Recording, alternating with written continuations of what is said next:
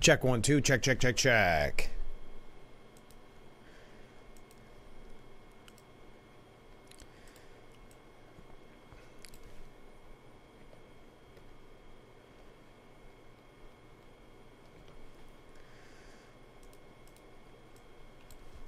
Good evening. I'm Frank Acom, host of Frankly Speaking, which you can watch weekday mornings starting at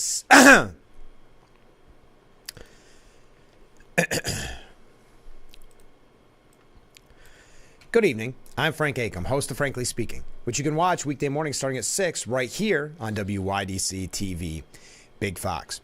We had a very busy morning on the show. Thank you to everyone who reached out and made...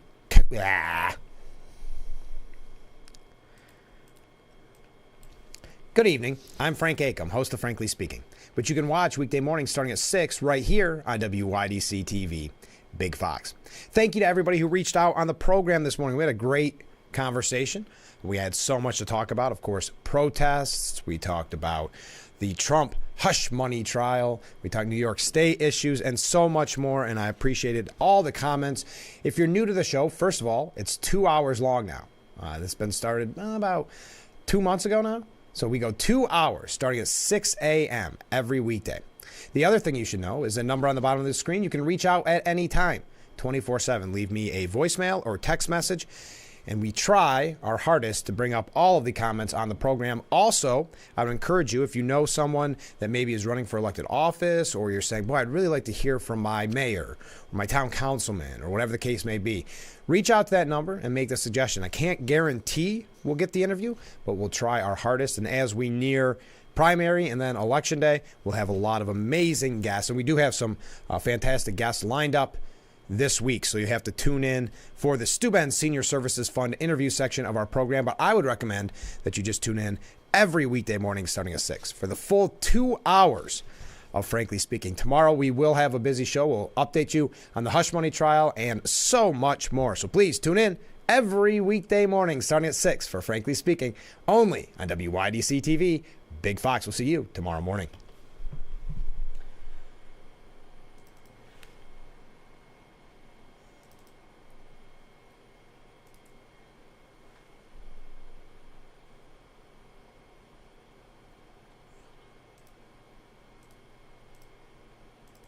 I'm Frank Acom, host of Frankly Speaking, which you can watch weekday mornings starting at 6 right here. I'm Frank Acom, host of Frankly Speaking, which you can watch weekday mornings starting at 6 right here on WYDC TV, Big Fox. Thank you to everybody who reached out on the program this morning. We had a great conversation. We had so much to talk about. Of course, protests. We talked about the Trump hush money trial. We talked New York State issues and so much more, and I appreciated all the comments. If you're new to the show, first of all, it's 2 hours long now. This has been started about 2 months ago now. So we go 2 hours starting at 6 a.m. every weekday. The other thing you should know is the number on the bottom.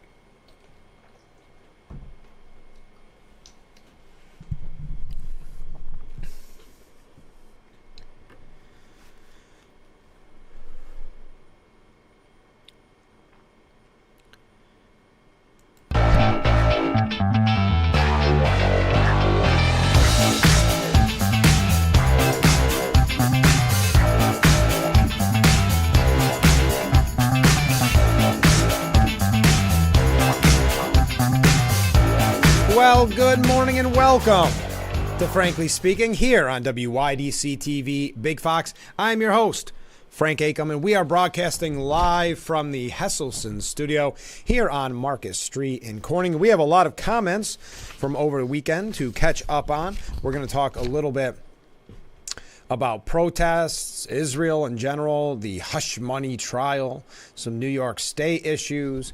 Did you see the New Jersey rally with Trump? Now, the media not essentially covering it, but it should send a clear message to the Biden campaign what they're dealing with. 100,000 people in a deep blue state of New Jersey attending the Trump rally. We're going to talk about that a little bit later on. First, let's go through our comments from Friday's show. First of all, good morning. I hear that the DNC is thinking about having another virtual convention, going to blame it on the protests. Yes, I actually have a piece on that we're going to get to a little bit later on. But they're talking about going virtual because they're saying they're concerned about the protests, which is also a very clear signal to the Biden campaign of what they're dealing with. So we will talk about that, but I did see that. Next up, just catching up on Friday and hope Monday will be slow for you, because I think I alone can vent for 2 hours. Yes, I understand. First, I'd like to say I was annoyed to find out when I'm happy, it's because I don't care for others. Who knew? Yes, we had a report from the New York Times that suggested conservatives are happier than liberals, and it's a study that's been proven time and time again. And they said the reason that is because conservatives don't care about other people's plight. They don't care how others are doing. They basically only care about themselves. So the many years I've given my time and treasure, talent not so much, it was because I don't care. But alas, you made me feel better almost immediately after learning that the president told us how well we are doing and we have the cash. Woo! Pay no attention to the man behind the curtain. Yes, we didn't know it. You know, after we get done grocery shopping or making purchases at any type of store, we didn't know that actually it's a good thing. Everything is good. That you're spending more money, that the economy is actually booming, that the president fixed the economy, in case you weren't aware. Next up, a different comment from a different viewer. My 2 cents on the cheese slice. More nonsense. Yes, we were talking about Albany focusing on what's really important to New Yorkers as New Yorkers leave in droves. The real focus is on single-serve, individually wrapped cheese slices. They are looking to ban that because of the plastic. Funny, but recently I was rethinking this plastic bag scam. In my opinion, it's merely another money grab. Don't get me wrong, I'm all for recycling and doing our part as I enjoy the outdoors, and I'm a pretty good steward. But something smells because doesn't all plastic go in the landfill? Why are some plastics recyclable and others aren't? Why do some states offer an incentive to recycle and other states don't? Why is every other product that you purchase in plastic or shipped in, plastic, i.e. Amazon? Not to mention, they sell us a plastic bag instead of providing a plastic bag, and we're foolish enough to just accept it like the lemmings that we have become. Today, it's about an individually wrapped cheese slice, but stay tuned, more government meddling in the name of environmental protection coming soon, and who knows, they may take their private jets to spread the good news. Absolutely, they'll take their private jets to make sure that you know how great they are for the environment, for the economy. Yes, I do believe out of Albany we'll see a lot more of this kind of virtue signaling. It's very popular in the far left, supermajority of Democrats in Albany. So just another example of New York, and like the viewer said, the heavy-handedness of government. Specifically in New York. California will copy us or vice versa. It's not that we don't care. It's because we're too busy trying to make enough money to pay the inflation prices. Very good point. Yes, it's not that we don't care. I mean, that's just typical of the New York Times, which is just a mouthpiece for the Democrat Party. It's typical. The painting the lie that Republicans don't care about others. They don't care about the social and economic welfare of others. They only care about themselves. We know that is nonsense. We know that's garbage. But if you tell a lie often enough. Hey, did you see, and by the way, I forgot on Friday, I think I forgot to wish everybody a happy Mother's Day. I hope everybody out there that is a mother had a happy Mother's Day. Did you see the Biden campaign's Mother's Day ad attacking Trump. Happy Mother's Day at the Biden campaign. We are asking Americans to do their moms and their lives a favor. Stop Trump. In the video, the Biden campaign says that on Mother's Day, a reminder, Donald Trump stands only for himself and not mothers across America and their families. The stakes of this election are high for all Americans, but especially moms across our country who will suffer under a second Trump term. Do you remember a lot of suffering during the Trump term? I mean, you look back at it, and I know the media is scared of this Trump nostalgia that many are experiencing, even some Democrats, because of the economy. But we were at a time of peace and prosperity, and now you look at what's happening here with inflation, but also across the world, obviously, which we are going to talk about probably after the next break, a little bit about what's happening in Israel, but also about what's happening on college campuses. But I'll continue. Under Trump, the government will be allowed to monitor their pregnancies and rip their families apart. Yes, the Trump presidency is going to rip families apart. Okay. Meanwhile, President Biden is fighting to bring back his historic expanded child tax credit to give families a little extra breathing room. Why do we need breathing room? Why do people need breathing room? I thought the economy was fixed. I'm confused by that. And ensure paid leave for all Americans. So anyway, I'm not going to read the whole Mother's Day. What a nice Mother's Day ad, right? In response to the new campaign video, Trump's team fired back. This is what he said. What a sad, miserable, cowardly existence crooked Joe Biden and his campaign must have to make such a disgusting ad on such a joyous day. Their lives are obviously filled with anger, hate, and resentment because they clearly suffer from Trump derangement syndrome. President Trump continues to live rent-free in their pea-sized brains, even on Mother's Day. Wow, the campaign's not holding back.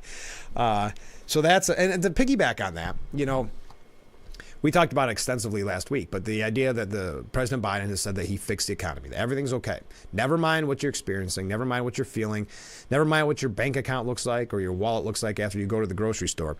But here to add on top of that, at a time when we learn that young people are not overly happy with Joe Biden. The reason being that through indoctrination at the schools, young people now have this hate in their heart, or this hate against Jews. Not all kids, but a large number. So the Biden campaign is really changing its foreign policy based on these young people, trying to get their vote. Well, now we learn Generation Z, Gen Z, is struggling with low income and higher debt to income ratio compared to even millennials. A study from TransUnion, a consumer credit reporting agency, which surveyed 614 Gen Z adults currently between the age of 22 and 24, so that's Gen Z, and 623 millennials who had been between the ages of 22 and 24 10 years ago. They found that Gen Z adults were facing a tougher situation financially than millennials did years ago. The study found that millennials during the last half of 2013, or quarter four, were making an income of around $39,394 adjusted for inflation. When adjusted for inflation, the income millennials were making around that time came out to $51,852. This is compared to Gen Zs, who are making an income of $45,493. And I'm not going to go through all the numbers because I know that gets a little bit wonky and a little bit boring. But just another example of that fixed economy that Biden had his hand in. Very confident that he fixed the economy. I know that comes as a shock to many of you. And I know someone mentioned it last week that they must be because Democrats have such good stock portfolios. That's what they believe is fixing the economy, not the person struggling to put food on the table. Boy, we're receiving a lot of comments this morning. You guys are up and at 'em on this Monday morning. Trump cares enough to be persecuted by Trump derangement syndrome instead of enjoying his life as a billionaire. That's a comment from a viewer. That's a good point. When people always say, well, he doesn't really care about being president. It's all about his ego. Do you realize, think of this. He could, as this viewer just stated, could just be on a beach somewhere, relaxing. Or in Trump Towers or whatever the case may be. Instead, he has to go through these court cases. And by the way, I think it was it Fareed Zakaria from CNN, we'll get to a little bit later on, saying that this would not be a case if it wasn't Trump. And so many have said that. Governor Hochul basically signaling, oh, don't worry, business people. This isn't going to be everybody. This is a one-off. It's just because we want to get Trump. And that's acceptable. And that's coming from the party that lectures us about being a threat to democracy. Trump is a threat to democracy as they try to keep him off the ballot, as they throw lawfare at him, court case after court case. But to that viewer's point, yes, he could be out relaxing and enjoying his billion, but that's how much he cares. Now, I also point, people would say at the time, no, he doesn't really want to win. He just wants to sell ties or his apartments, which was nonsense because we know in the long run, because of the divide in this country, it financially hurt him more than it helped him in some instances. But I also recall during the primary back in 2016, I was doing radio, and he called on a whim, just called my show live on the air and did about a 15-minute interview with me. And I thought, for someone who doesn't care, doesn't really want to win, why did he take time out of his busy schedule when he could have been on any major news outlet at that point? That's before the station started boycotting him, essentially, or not covering him. He could have been on anything, CNN, Fox, wherever he wanted to go. And he called a radio station in the Elmira Corning market to make his pitch right before the New York State primary. And I thought, that's a man who does want to win. That's a man who sees the value of campaigning. So this idea that he doesn't want to win, it's just all about his ego, is nonsensical. Now, I would say Biden has definitely that ego issue because remember, he said there's other Democrats that could win and beat Trump, but he thinks he's the one that wants to do it again, even though people are concerned about his health, people are concerned about his mental well-being. So we would point to that as being perhaps an ego issue. Now, when we come back, Secretary of State Blinken, most forceful statement on Israel yet. And it's disappointing because Blinken had been pretty tough talking, but so wasn't Biden. And then they started seeing young people calling him Genocide Joe and the protests on college campuses, and they started to cave. And we're going to talk about that when we come back. It's not all going to be about protests. There is a small section of the program, though, dedicated to it. Also to the first comment that I read, can the 2024 DNC thwart Chicago protests by going virtual? What do you think of that idea? Now, the protests, of course, reminiscent of Chicago in '68, because the irony is that the DNC is in Chicago again this year. Oh, there's also, I think, just a despicable piece by Dean Obadala. Clarence Thomas last week gave a speech saying how hideous Washington, D.C. is. So Dean Obadala said, okay, you don't like it, Clarence Thomas. You don't like the smear campaign the media's had on him since day one, the horribly racist things they've said about him throughout his time on the Supreme Court. He says, if you don't like that, the open road is calling you. You can go, you can leave. We'll maybe talk about that at one point in the program. A lot going on. So I don't have to highlight everything we'll be talking about because we're going to talk about it. So stay with us. We're taking our first break, and then we'll be back with Frankly Speaking here on WYDC TV, Big Fox.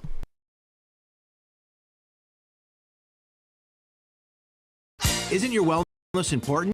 Don't you want more energy? Now's the best time to make every day better and relieve those achy muscles and pains than with the Hesselson's Hot Tub. Hesselson's has hot tubs in stock and available for immediate delivery with unbelievable savings. Hesselson's offers 0% interest-free financing for up to 5 full years. Hesselson's carries the only hot tub brand in the industry with the exclusive freshwater salt system that is eco-friendly and easy to use and only enhances your hot tubbing experience. Come in today and see why your next hot tub should be a Hesselson's hot tub. And remember, it's always fun to poke in the corners at Hesselson's. Attention, this is an important message for firefighters, members of the military, and airport workers. For decades, first responders and firefighters at military bases and airports used a chemical-based foam to fight fires. Studies have shown that chemicals used to make aqueous film-forming foam, or AFFF, are highly toxic to humans and have been associated with several types of cancer. If you or someone you know was diagnosed with any of those cancers, call now for a free case review. I was an athlete when I grew up, and I always wanted to stay near athletes. What drove me to orthopedics and sports medicine in general was the need and the want to help these patients from their time of injury and helping them with surgery and through the rehab, getting them back to the field. My patients are obviously very important to me. These athletes, weekend warriors, all of them, I really want them to get back and be doing the things that they want to be doing. Welcome to the grand finale. Fox Monday, the stage is set You know you guys are the best finalists we've ever had. for the battle of the year. I'm 10 out of 10 proud of myself. This has always been my dream. For crying out loud, it's the finale. Tonight,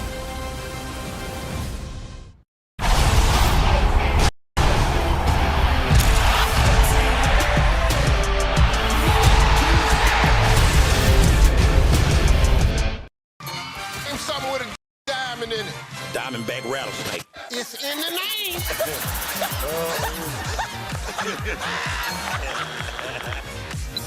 Name a low-calorie food you might make your edible underwear out of. Salmon. Watch it weeknights. Share it the next day. Wild caught Norwegian teriyaki. Share in the fun. Weeknights on Family Feud. 7 and 7. and we are back. Our beautiful view of Market Street as we broadcast live from the Hesselson's studio. I'm your host, Frank Acom. I'm going to start, before we talk about Israel, I do want to mention this with Dino Badala. He said Clarence Thomas is over hideous DC. The open road is calling the justice. Now, Dino Badala, if you're not familiar, he thinks he's too funny by half. He thinks he normally does articles about how the greatness of Saturday Night Live, but I'll continue.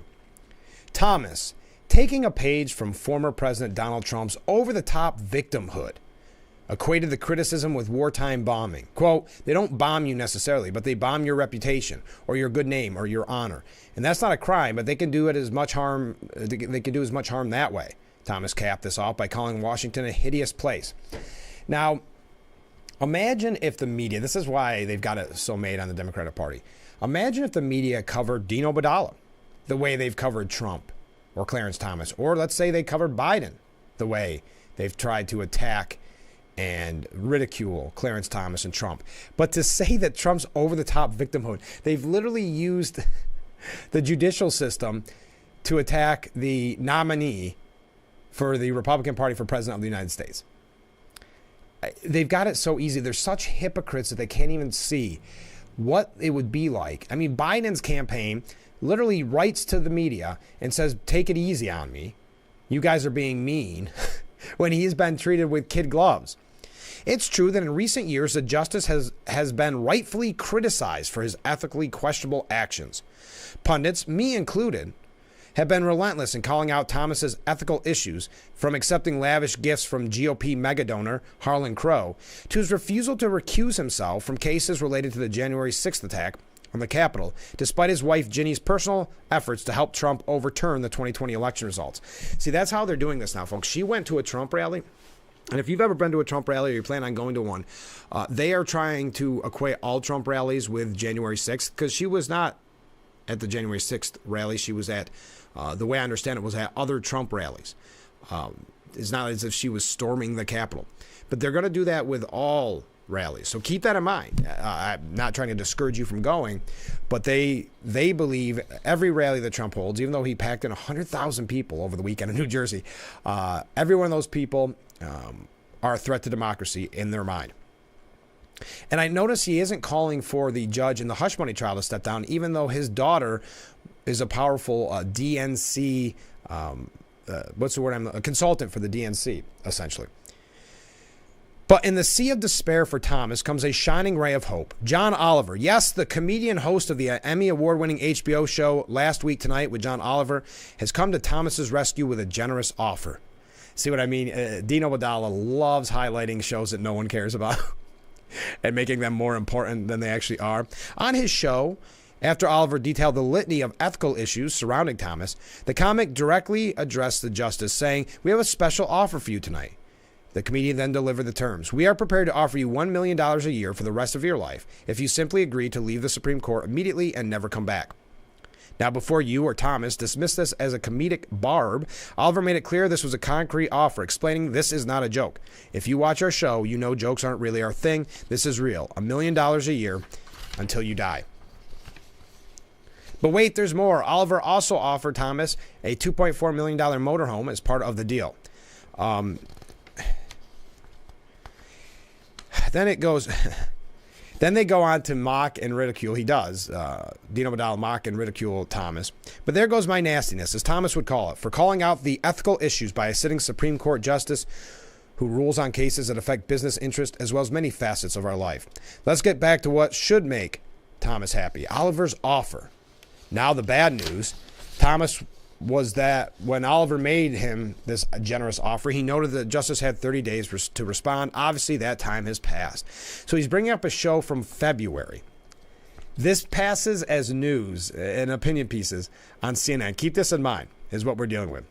As Oliver stated on his show in February, summing up his offer to Thomas, $1 million a year and a brand new condo on wheels. And all you have to do in return is sign that contract and get the blank off the Supreme Court. For the good of Thomas's psyche and for the good of America, let's hope he takes it. For the good of America. That is the unbiased CNN. Okay, now let's talk about... Oh my goodness, I'm running late. I'm going to be going on tangents a lot this morning. We're going to talk about Israel when we come back, tie that in with the protests. We got a lot about Trump's trial, some miscellaneous issues that I think are worth mentioning. Did you watch any of the Trump rally? I believe it was on Saturday, right? 100,000 people attended a rally in Deep Blue, New Jersey. We're going to talk about that when we come back. Well, a little bit later on anyway. So stay with us. We'll be right back with Frankly Speaking.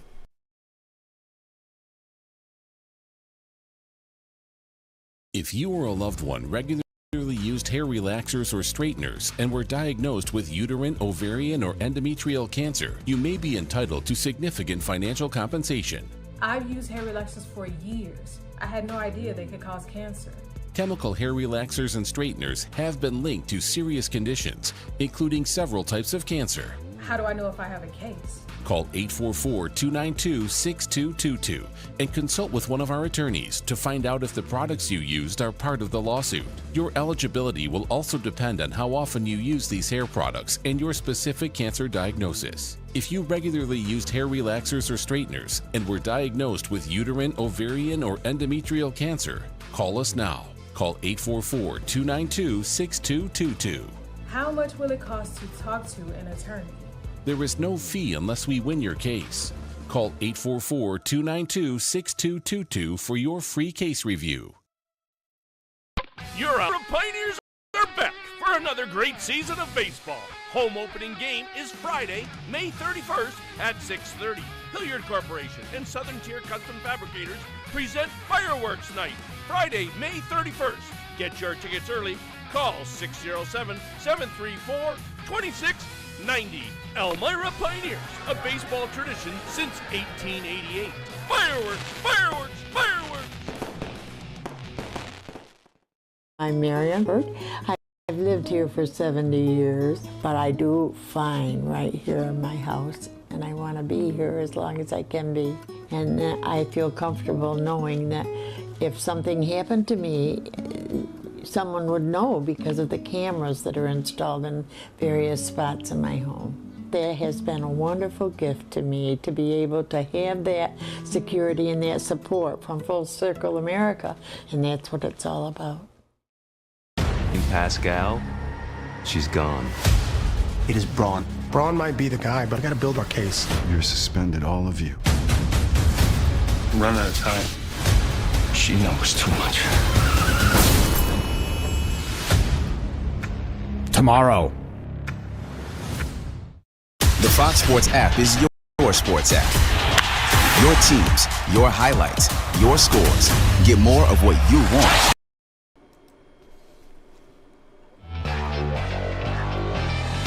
And we are back with Frankly Speaking here on WYDC TV, Big Fox. I'm your host, Frank Acom. So Blinken delivered what was probably his strongest rebuke of Israel. He said that he wants Israel forces to get out of Gaza amid what he described as a horrible loss of life of innocent civilians. Did you see that the United Nations actually cut in half the estimate of women and children killed in Gaza? I still don't believe the numbers, but you see, and I think this is despicable, but the media and the Biden administration have been running with the numbers provided by Hamas. Hamas winning the PR war by sending out a press release that the media buys hook, line, and sinker. This change may signal that the UN has finally recognized the lack of evidence behind Hamas's original claims that more than 14,000 children and 9,000 women have been killed in Gaza. If so, the UN should state clearly that it has lost confidence in sources whose credibility it has affirmed for months. While this change may only reflect the conclusion of one UN office of the many operating in Gaza, it is a clear step forward. I mean, to think that the Gaza Ministry of Health, the Hamas PR wing, is being believed. I don't even know if it's being believed. It's just like with the numbers on the economy. They can manipulate these numbers to win the PR battle, to have this attack on Israel and what's the word I'm looking for? The degrading of Israel for wanting to win, justifiably win this war against Hamas.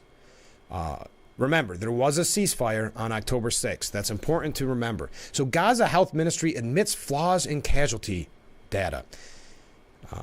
They admitted it had incomplete data to document more than 10,000 of the deaths it had previously reported. Unbelievable. But Blinken using essentially those numbers by saying it's a horrible loss of life of innocent civilians. He also said Israel's tactics in the war have failed to neutralize Hamas and could create a power vacuum in the Palestinian territory. What a shame that it just didn't happen faster.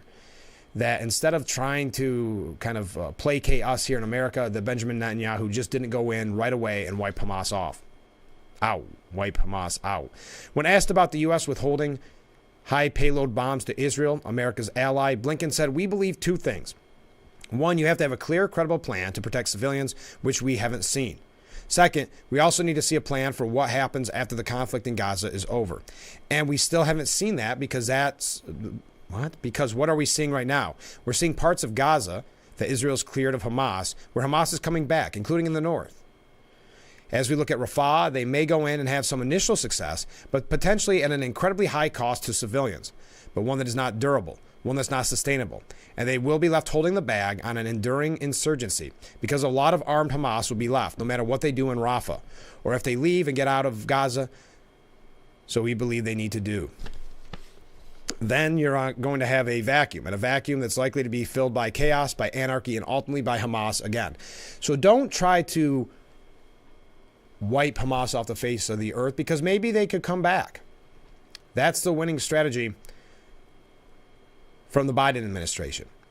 They may come back. Well, we know right now they're there. We know they attacked them on October 6th. I just wish they would. Well, I guess his statement's better than "don't," which is Biden's favorite line. Don't.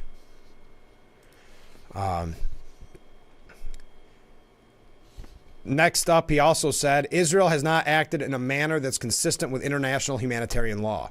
So basically what Blinken and the Biden administration is doing is playing right into the hands of Hamas. It's causing, and again, I hate to say this, Ilhan Omar said it last week, but these protesters, these kids won. And I hate to agree with her, and you won't ever hear me necessarily agree with her, but I think she's right. The Biden administration is changing its foreign policy tactics because of college protesters screaming anti-Semitic statements. And that's why I think Blinken all of a sudden has taken a stronger stance against Israel. And this plays right into the protesters' hands, imagine what Hamas is thinking. Imagine what Iran is thinking. Imagine what China and Russia are thinking as they see, number one, our foreign policy being dictated by college students screaming from their tents. But also think of what they must think when this is how we treat our ally, when this is the type of things that are being said about one of our closest allies. Bernie Sanders was on Meet the Press. He said, "I think any objective observer knows Israel has broken international law. It had brought in American law. In my view, Israel should not be receiving another nickel in U.S. military aid. Look, the facts are quite clear." This again, Bernie Sanders. "Hamas is a terrible, disgusting terrorist organization that began this war. But what Israel's done in the last 7 months has not just gone to war against Hamas, it has gone to war against the entire Palestinian people, and results have been absolutely catastrophic. I mean, we're talking about not just 35,000 Palestinians dead and 77,000 wounded, 2/3 of which are women and children." So, Bernie Sanders, being the propaganda wing of Hamas by using and citing Hamas's numbers. That is not the way you conduct a civilized society to the degree that war is civilized. We're talking about 60% of the housing in Gaza destroyed. The civilian infrastructure, that's water, all that is raw sewage now running onto the streets. No electricity. You are talking about a systematic destruction of the healthcare system there. Now every university in Gaza has been bombed. Right now, most frighteningly, according to the humanitarian organizations, we are looking at the likelihood of hundreds of thousands of children facing starvation. The Foreign Assistance Act is very, very clear. 6201, the provision. Any entity, state, any country that blocks U.S. humanitarian aid is a violation of law. It should not continue to receive military aid from the United States. That is precisely what Israel has done. So we should not be... Wow, that's interesting. From Bernie Sanders, who loves to spend money. That's one time where it's going too far, is helping our ally, Israel. You know, I know that I had that piece last week. I thought it was such a powerful statement where they said it looks like today the leader of the free world is the prime minister of 10 million people, meaning Benjamin Netanyahu. Donald Trump at that mega rally, MAGA rally, 100,000 people in Wildwood, New Jersey. Trump referred to comments Biden made during a CNN interview in which he said he would withhold weapons from Israel if it invaded Rafah. Biden's comments came days after Hamas fired a barrage of rockets from Rafah towards the border crossing, which it used as the main entry point for humanitarian aid entering the Gaza Strip. In response to Hamas's attack, the Israeli Defense Forces urged residents in Rafah to seek safety and evacuate before sending tanks into Rafah on Tuesday. So this is what Trump said at the Wildwood, New Jersey rally. Crooked Joe has not just set our economy on fire, he has truly set the world on fire. If you want to know how weak and pathetic a president really is, I mean, the things they do, just think about this. This week, he announced that he will withhold shipping weapons to Israel as they fight to eradicate Hamas terrorists in Gaza. It was shocking to hear it, even while there are still American hostages being held by Hamas. They're saying October 7th never happened. You know, they say that, and Biden has fallen for it. Crooked Joe's actions is one of the worst betrayals of an American ally in the history of our country. I support Israel's right to win its war on terror. Is that okay? I don't know. I don't know if that's a good or bad politically. I don't care. I mean, you got to do what's right. It was a terrible attack. October 7th was a terrible attack. Now, a Pew Research poll showed that 58% of Americans felt that Israel's reason for fighting against Hamas were justified. However, 38% of Americans felt Israel's war actions were acceptable, while 34% felt they were unacceptable, and 26% were undecided. So Trump's saying, let them fight. The New York Post, how am I doing on time?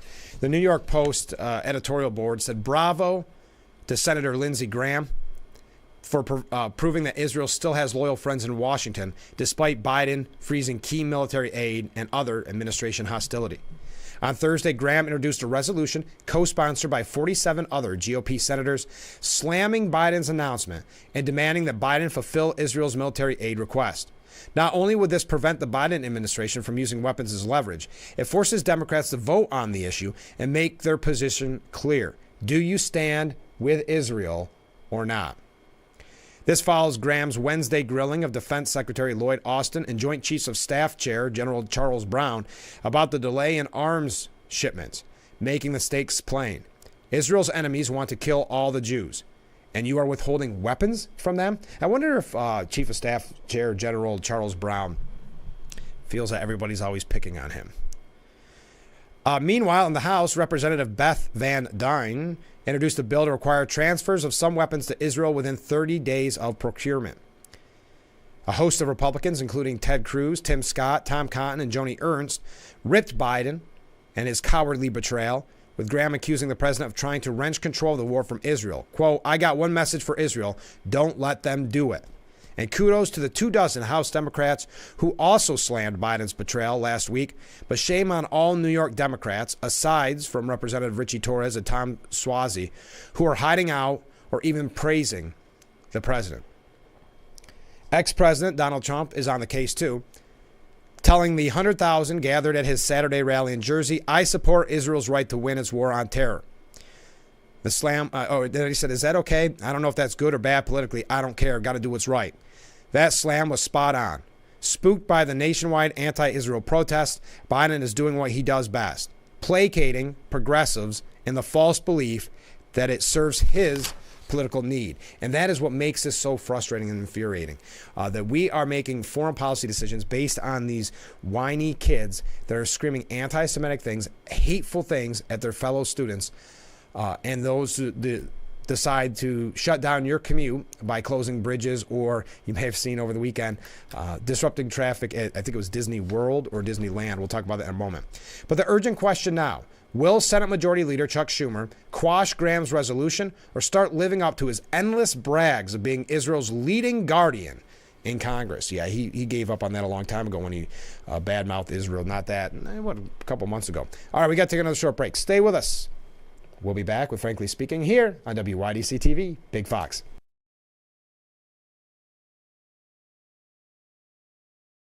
When I was in law school, my father had to stop working when he developed early Alzheimer's. Social Security disability benefits saved my parents financially. I'm Peter Gorton of Lockman & Gorton. Now I'm a lawyer who helps people when they need Social Security disability. If you can't work, I'd like to help.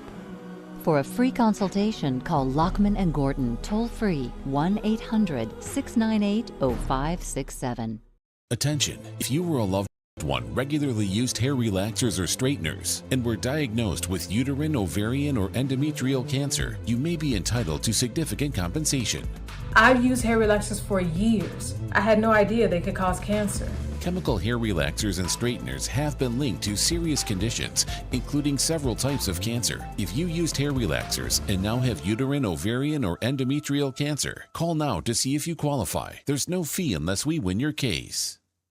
When I go into the library, it's like new worlds open up. There's so much to see, so much to do. I am interested in a lot of things, so this is a perfect place for me to come and go, okay, this one, this one, this one. If someone in the community needs resources, they just have to ask. This is a treasure chest. I feel like everybody can benefit from the library. You, and especially you. Strong libraries equal strong communities. Vote on May 21st. Bathroom of your dreams is only a phone call away with BCI Bath and Shower. We can make your ordinary bath and shower extraordinary. This is not a cookie-cutter design. This is a complete custom build that will fit your every need.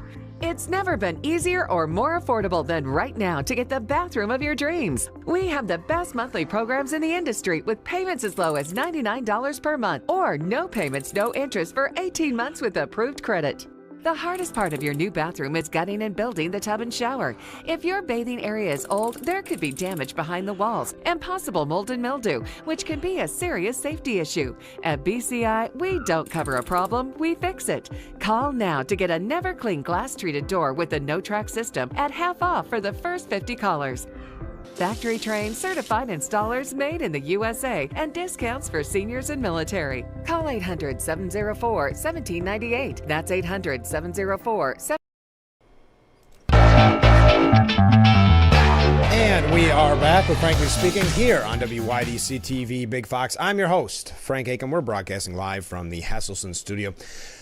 Biden has been facing bipartisan backlash on Capitol Hill over the Israel ultimatum, according to CNN.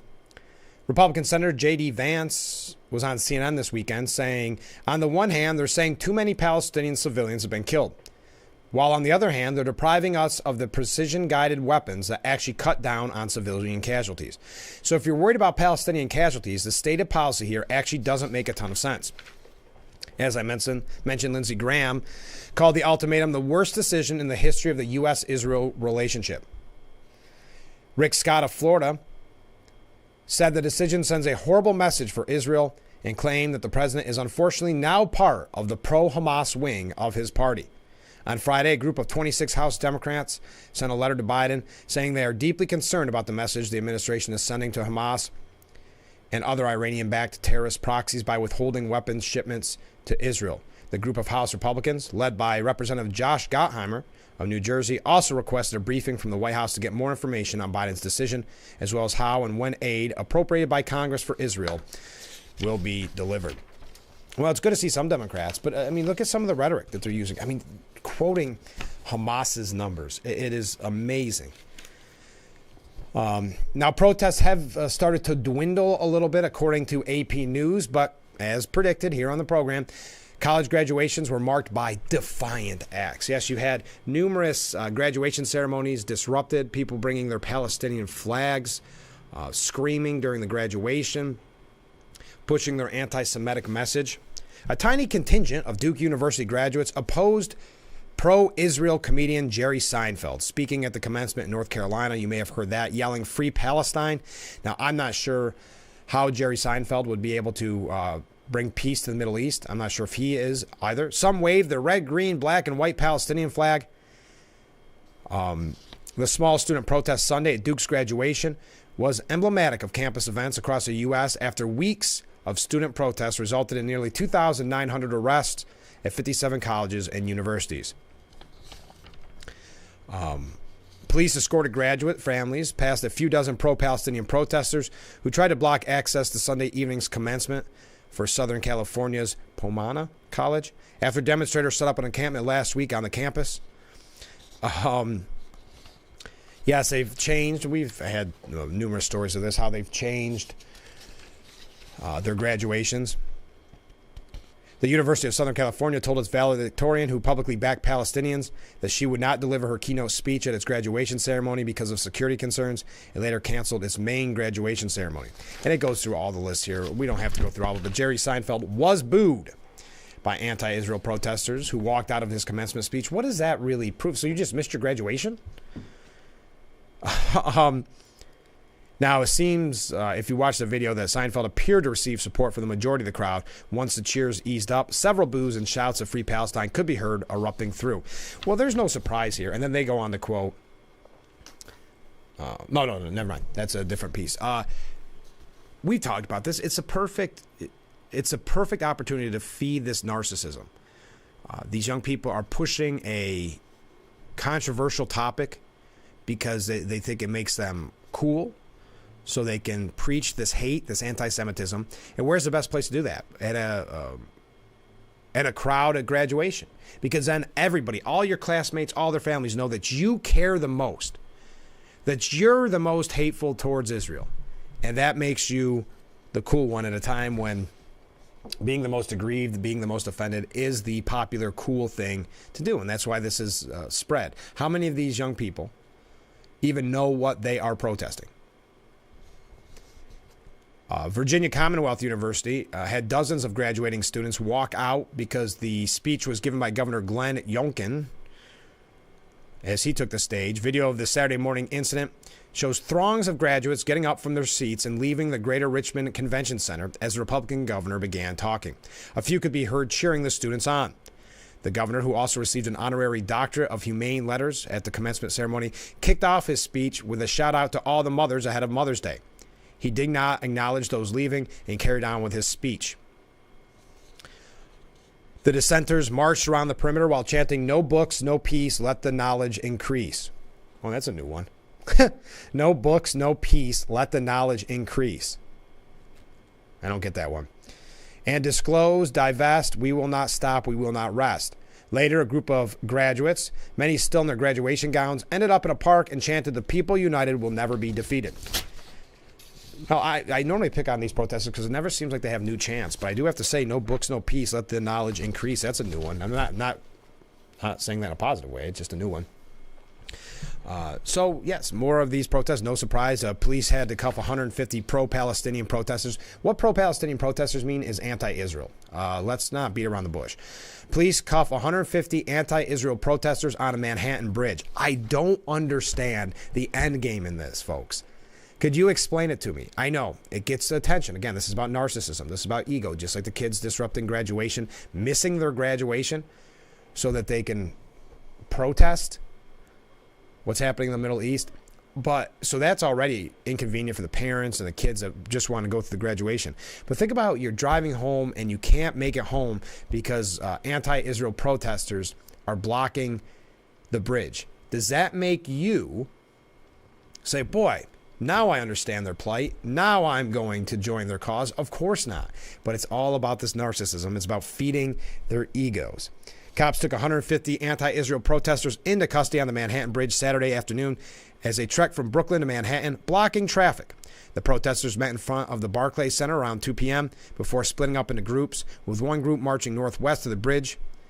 More than 100 protesters took over the bridge, blocking traffic on the upper level, blah, blah, blah. That's what I've said, that this is going to spread outside of college campuses. I'm sure we'll have reports of even high school graduations where these type of protests break out. But I don't understand, if you really believe in your cause, if you really have that much hatred for Israel and for Jews, but you really believe in it and you want to spread the word and get people on your side, is stopping them from getting home or work or, heaven forbid, the hospital, is that the way to do it? What do they obtain through this? We've got a few other examples of this, and we are going to talk about, and we had a viewer already comment on it, the potential for a virtual DNC because they're concerned about protesters, anti-Israel protesters within their own party. So we'll talk about that a little bit later on. Stay with us. This is Frankly Speaking. We'll be right back.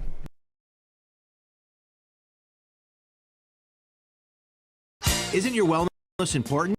Don't you want more energy? Now's the best time to make every day better and relieve those achy muscles and pains than with the Hesselson's Hot Tub. Hesselson's has hot tubs in stock and available for immediate delivery with unbelievable savings. Hesselson's offers 0% interest-free financing for up to 5 full years. Hesselson's carries the only hot tub brand in the industry with the exclusive freshwater salt system that is eco-friendly and easy to use and only enhances your hot tubbing experience. Come in today and see why your next hot tub should be a Hesselson's hot tub. And remember, it's always fun to poke in the corners at Hesselson's. Attention, if you or a loved one regularly used hair relaxers or straighteners and were diagnosed with uterine, ovarian, or endometrial cancer, you may be entitled to significant compensation. I've used hair relaxers for years. I had no idea they could cause cancer. Chemical hair relaxers and straighteners have been linked to serious conditions, including several types of cancer. If you used hair relaxers and now have uterine, ovarian, or endometrial cancer, call now to see if you qualify. There's no fee unless we win your case.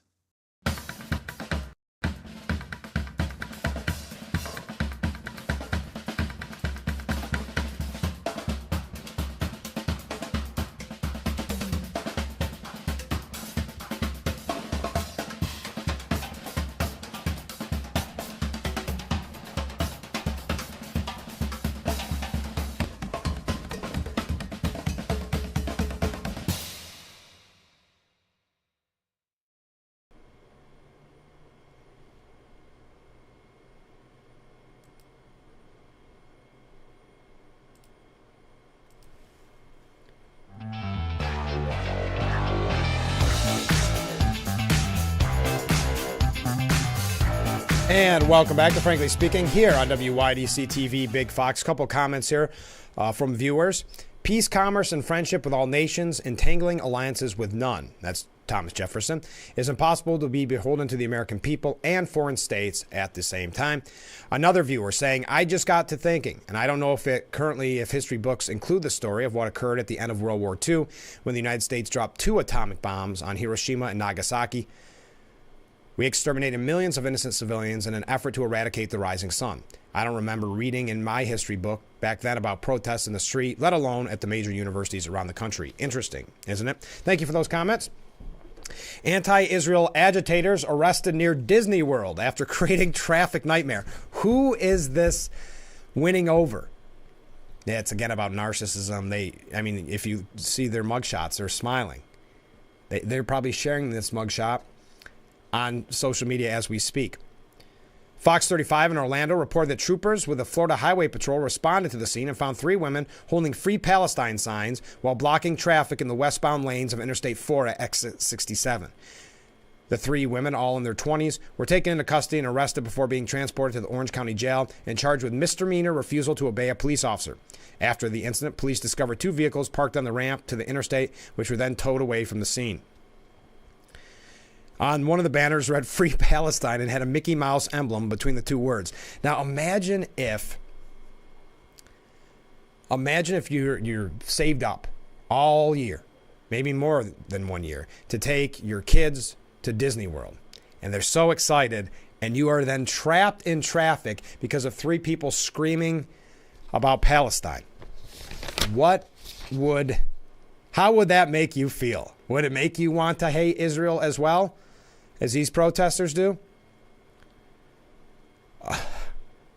While most demonstrated peacefully, we did make 2 arrests. All right, anyway. So will the DNC, the Democratic National Convention, will that be virtual to protect themselves from the optics of protesters in Chicago? The recent wave of, it says here, of course, pro-Palestinian, this is New York Magazine, so anti-Israel protests on college campus has conjured up many nostalgic images of anti-Vietnam War activism, some, as at Columbia University, self-consciously promoted by protesters whose parents weren't yet born when those anti-war rallies convulsed the country. Now, keep in mind, this goes in the same with like the Woodward and Bernsteins. There's some type of nostalgia factor for the left that loves the anti-war protests. It loves that kind of Woodstock era. So they're trying to tie in these anti-Israel protests to anti-Vietnam War protests. The legendary size and influence of the venerable Vietnam War protest is both an aspiration and an inspiration for today's activists. So it's not in the least bit surprising that plans are underway for large protests at the 2024 Democratic National Convention in Chicago as sort of an homage to the huge and violently suppressed demonstrations at the 1968 Democratic National Convention in Chicago, and as the climax of months of protests principally aimed at Joe Biden's support for Israel's war in Gaza. The difference is they don't have a Mayor Daley now. Mayor Daley did and got in some trouble for it. There was some cracking of skulls, but the mayor now is very pro-protest, very much for these anti-Israel protests. Such protests, of course, are extremely unwelcome to the Democratic politicians planning the August convention. Aside from disrupting the desired harmony, which will be counted upon by Team Biden to generate a crucial burst of momentum heading towards November, signs of disorder will play into Republican law and order rhetoric, just as they did in 1968. One strategy convention planner reportedly may use is to reduce the number of targets for demonstrators by holding certain key events virtually, as Democrats did in 2020. So some of the major parts will be virtual. Yeah, they don't want the optics. Think about it in 68, where you'd have the convention on one side of the TV screen, and on the other side you had the protests in the street. They do not want that. They do not want to show this. Well, first of all, I don't think they really want to show this anti-Semitism, this rise of anti-Semitism in the Democrat Party. That's one issue. And when you see some of the disgusting, nasty, vile things that are being said or have on signs, on place cards, I don't think they want those optics either. Trumpeting the success of their COVID-era convention 4 years ago, some in Biden's orbit are aggressively pushing to make the 2024 conclave a hybrid production. That would mean in-person speeches from the president, party luminaries, and rising stars to draw television attention, alongside a mix of pre-recorded testimonials and videos from other parts of the country. The goal? Drive maximum viewership on television and the internet while minimizing live programming and openings for protests in Chicago's United Center. This would mean moving party business, such as rules and platform votes, off the floor and denying would-be demonstrators a chance to seize on contentious debates. We're going to talk a little bit more about this. I'm running late. Stay with us. We'll be right back with Frankly Speaking after this.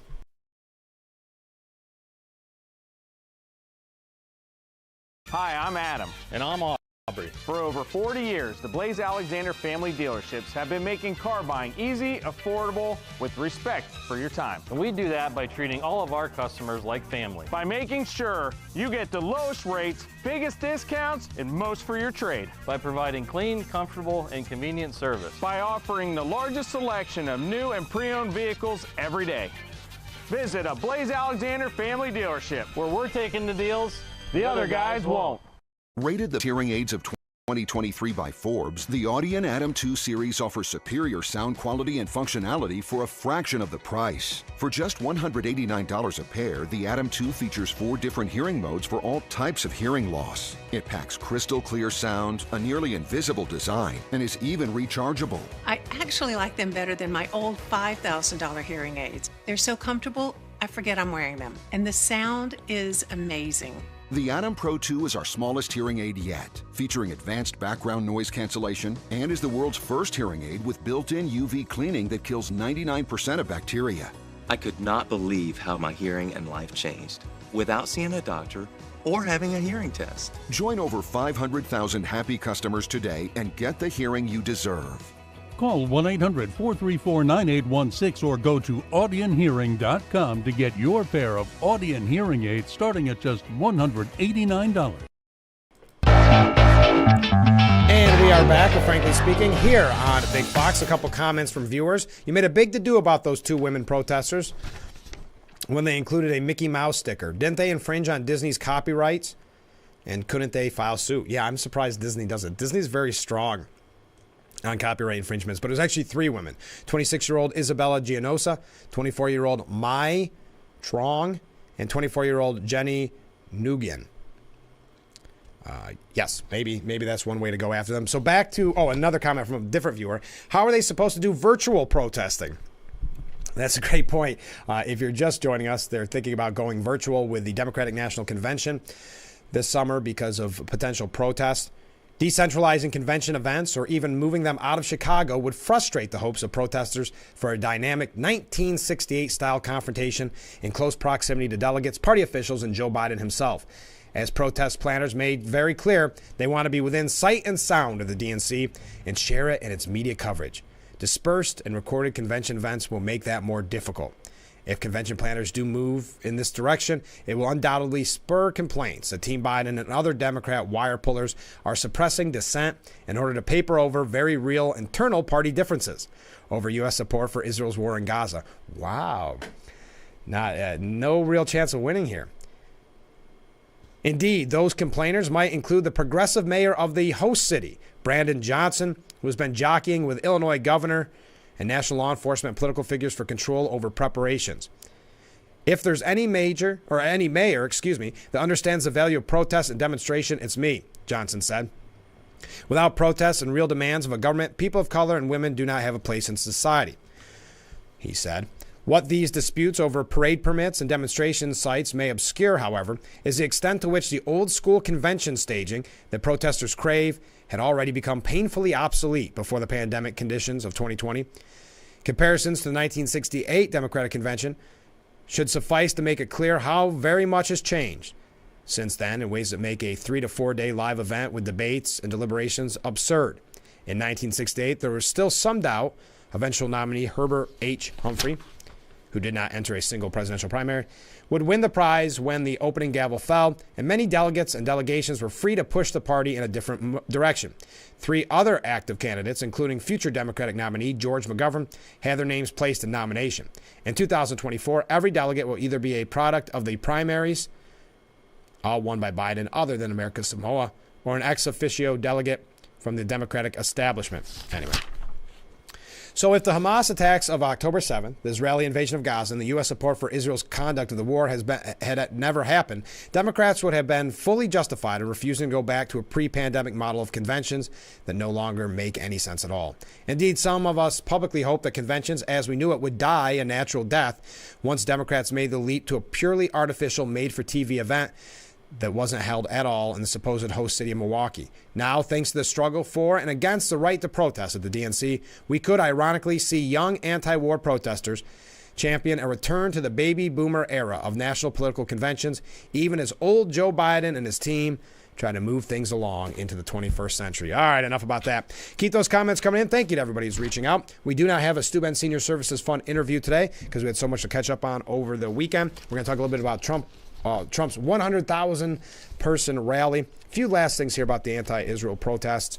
A couple things about New York. So stay with us. This is Frankly Speaking here on WYDC TV. Big Fox will be right back.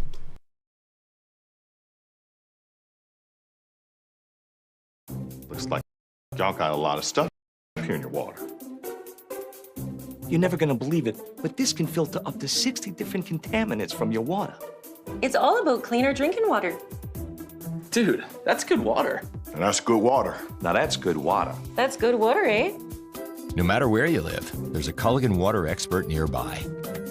At Culligan, we think about your water, so you don't have to. Call today to schedule your free water test. Vehicles are in-house and on display with more on the way. If you're in the market for a new vehicle, visit Elm Chevrolet. Search Elm Chevrolet's entire new vehicle inventory at elmchevrolet.com. Together, let's drive. Getting real video for a commercial used to be extremely expensive, but not anymore. WYDC TV Big Fox now offers the Twin Tiers amazing aerial video for your business. We do it with our state-of-the-art drone and commercially licensed aerial pilot. Beautiful HD aerial video and pictures custom-made for your commercial. Call or email now to advertise on Big Fox TV and let everyone see your business in a whole new way.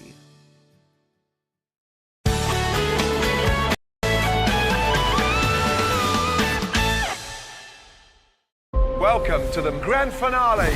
The stage is set. You know you guys are the best finalists we've ever had. For the battle.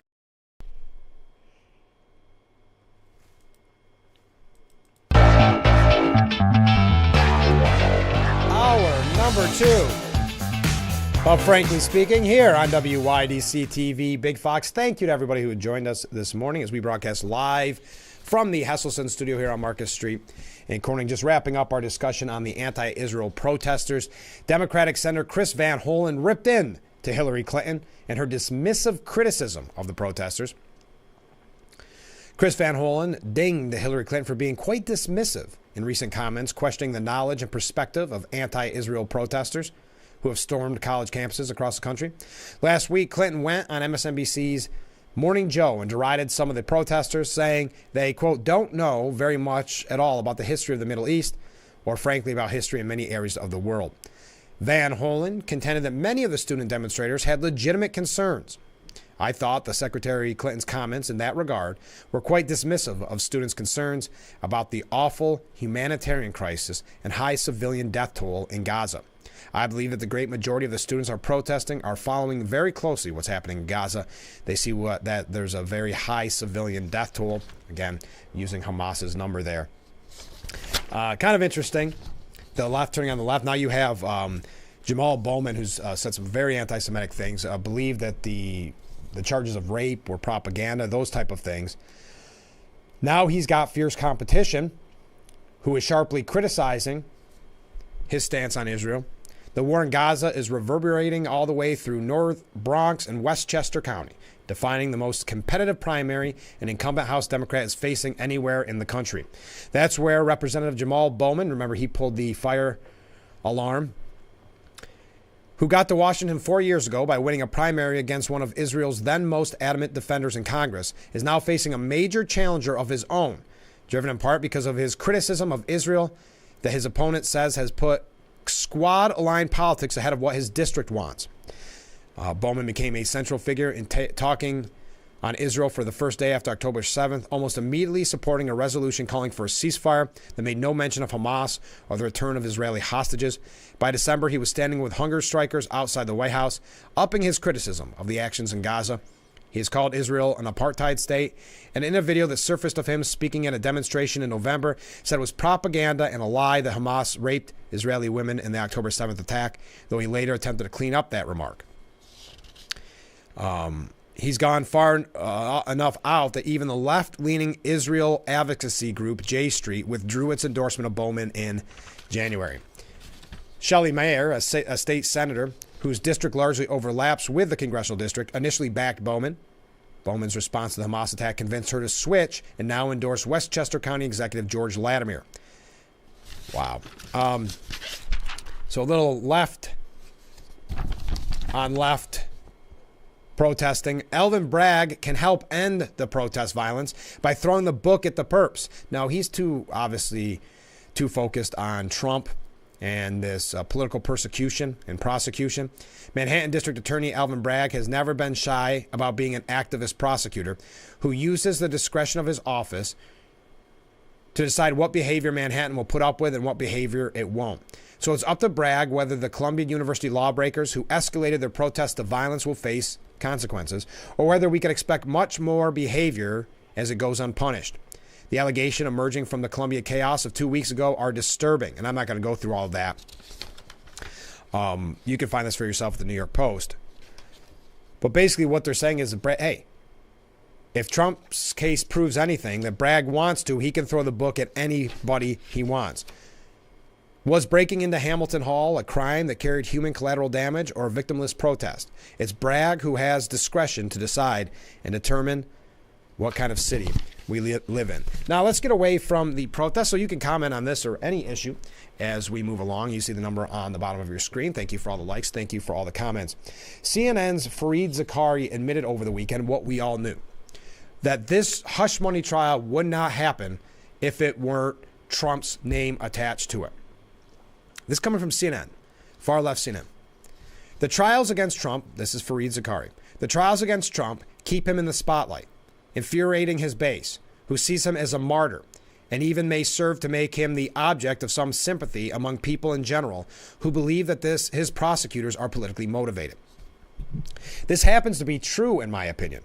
I doubt the New York indictment would have been brought against a defendant whose name was not Donald Trump. He also highlighted, this is Fareed Zakaria, a CNN poll which found that 56% of Americans are doubtful that Trump will have a fair trial. Yeah, many people have said it's these kind of trials, this kind of heavy-handedness against Trump, this kind of threats to democracy against Trump will play in his benefit. But Fareed Zakaria saying what we all know, that this was only done because it's Trump. So this is the political system. And don't think, I know I mentioned a lot Friday, don't think for a moment this is going away. The Democrats have set a precedent here that they will use the judicial system and anything at their disposal to attack a Republican. So I know people say, well, I wanted Nikki Haley because there wouldn't have been so much drama. Well, Nikki Haley would have got the same sort of treatment as well. This is now their tactic. Just as if Trump gets back in there, it'll be Russia and scandal left and right because they believe it worked last go around back in 2016. The foreign policy buff, going back to Fareed Zakaria, didn't delve into specifics of why he felt that a person not named Trump wouldn't have been charged in a case. His remarks came during a broader monologue in which he positioned that President Biden's position in the 2024 presidential battle is much weaker than he initially thought it would be. Alvin Bragg, a Democrat, is spearheading the hush money case. Trump, 77, is on trial for a 34-count criminal indictment alleging he falsified business records, business documents to conceal hush money payments to suppress negative stories about him. The Manhattan District Attorney's Office first began investigating the matter in 2018, and the statute of limitations technically expired, but prosecutors have sought to toll or overcome it.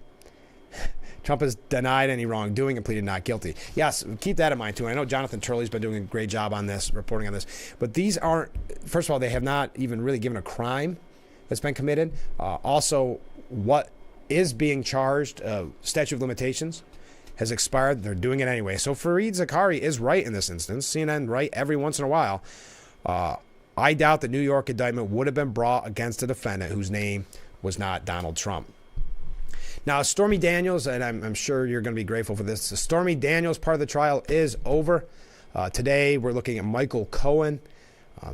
It's going to be hard to convince people. I don't know. The jury could be all far left for all we know, and they could be politically motivated as well. I would not put that against some anti-Trump people. We see that hatred for Trump by many in the Democratic Party. I would not in any way doubt that if someone was that full of hate for Trump, that they would lie and try to get on that jury just so they could get Trump.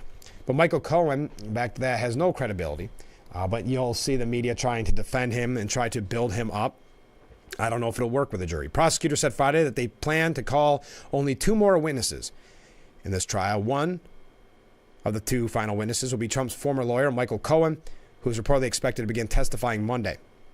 Cohen's late 2016 hush money payment. Who was it that said last week, and I can't remember, one of the witnesses said, well, if Michael Cohen believes himself to be the fixer, it's because he caused the problem to begin with. Late in the day, Trump's attorneys complained to Judge Merchant that Cohen is regularly insulting his former boss on social media. You may have seen that. He is going on and saying not Trump 2024, more like Trump 20 to 24 years. Really hokey stuff. But the thing with Michael Cohen, he always wanted to be a star, and he wasn't. He didn't have that charisma. He didn't have that oomph. He was kind of, I don't know, wet blanket type character. It's become a problem every single day that President Trump is not allowed to respond, defense lawyer Todd Blanche said. Lead prosecutor Joshua Steinglass said the district attorney's office has asked Cohen and other witnesses to not speak about the ongoing trial, but ultimately they cannot control the witness's speech. Merchant told the prosecutor to explain to Cohen that the judge is asking him to refrain from publicly discussing the case. Steinglass said he would convey the message to Cohen. Now, Merchant already rejected a request by Trump on Thursday to revise the gag order.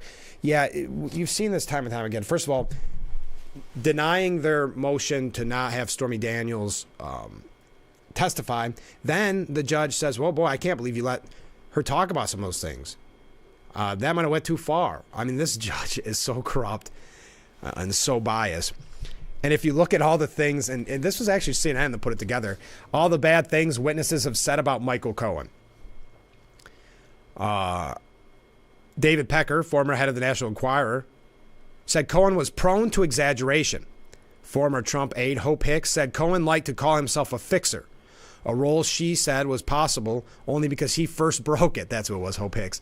And Daniels' former attorney, Keith Davidson, said he only worked with Cohen because he was a jerk whom Daniels' then manager, Gina Rodriguez, along with everyone else, didn't want to deal with. Gina called me up to tell me, some jerk called me and was very, very aggressive and threatened to sue me. And I'm like, would you like Keith to call this jerk back? I hate to ask in that way, but who was that jerk? The assistant district attorney, Joshua Steinglass, asked. It was Michael Cohen. Now Cohen is a witness whom prosecutors are relying on to deliver testimony that can help them prove Trump falsified business records. Cohen is the only witness who will testify about Trump's alleged involvement in both the decision to pay Daniels and plan to reimburse Cohen for advancing the money. Yeah, he comes with a lot of baggage, folks. He's changed his story time and time again. Again, no one really liked him that much. He just liked, he liked being the center of attention. He thought he was more important than he actually was. He thought he was more instrumental to Trump's rise than he actually was. Hicks, who worked at the Trump Organization before becoming a key aide on the 2016 campaign, described to jurors how Cohen, Trump's fixer, was prone to inflate his influence on the campaign. There were times where Mr. Cohen did things that you felt were not helpful to what you were trying to accomplish, right? And Hicks said, yes. I used to say that he liked to call himself a fixer or Mr. Fix-It. And it was only because he first broke it that he was able to come in and fix it. We got to take our first break of the second hour of Frankly Speaking. I know that's a confusing way to say it. Thank you to everyone who joined us so far this morning. Keep those comments coming in. Keep those waves coming in. We'll be right back with Frankly Speaking here on WYDC TV. Big Fox, are you excited of the wall-to-wall coverage of the hush money trial today? Let me know. Having a party? Try a picnic pizza party pack. 1 sheet pizza, 2 dozen wings, and a 2-liter of soda. Isn't this important? Don't you want more energy? Now's the best time to make every day better and relieve those achy muscles and pains than with the Hesselsen's hot tub. Hesselsen's has hot tubs in stock and available for immediate delivery with unbelievable savings. Hesselsen's offers 0% interest-free financing for up to 5 full years. Hesselsen's carries the only hot tub brand in the industry with the exclusive freshwater salt system that is eco-friendly and easy to use and only enhances your hot tubbing experience. Come in today and see why your next hot tub should be a Hesselsen's hot tub. And remember, it's always fun to poke in the corners at Hesselsen's. I'm Marianne Kurt. I've lived here for 70 years, but I do fine right here in my house, and I want to be here as long as I can be. And I feel comfortable knowing that if something happened to me, someone would know because of the cameras that are installed in various spots in my home. That has been a wonderful gift to me to be able to have that security and that support from Full Circle America, and that's what it's all about. Drivers change lanes very fast, but with no outside mirrors. How come they don't crash? Introducing Angel View, the new wide-angle mirror that reduces blind spots. Angel View simply snaps over your car's rear view mirror, giving you a 160-degree view behind you. Just look at the difference.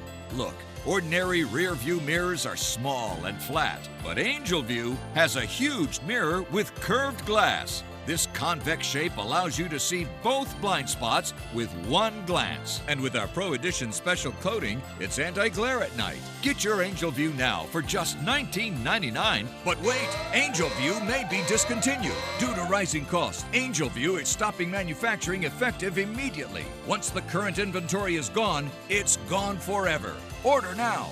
Call 1-800-897-0371 or visit getangelview.com. Order now. Only 3 of you can make the finale. Could an injury end a dancer's dreams? She's definitely not well. It doesn't look good. Tonight, the Fox Sports app is your sports app. Touchdown! Your teams, your highlights, your scores. Get more of what.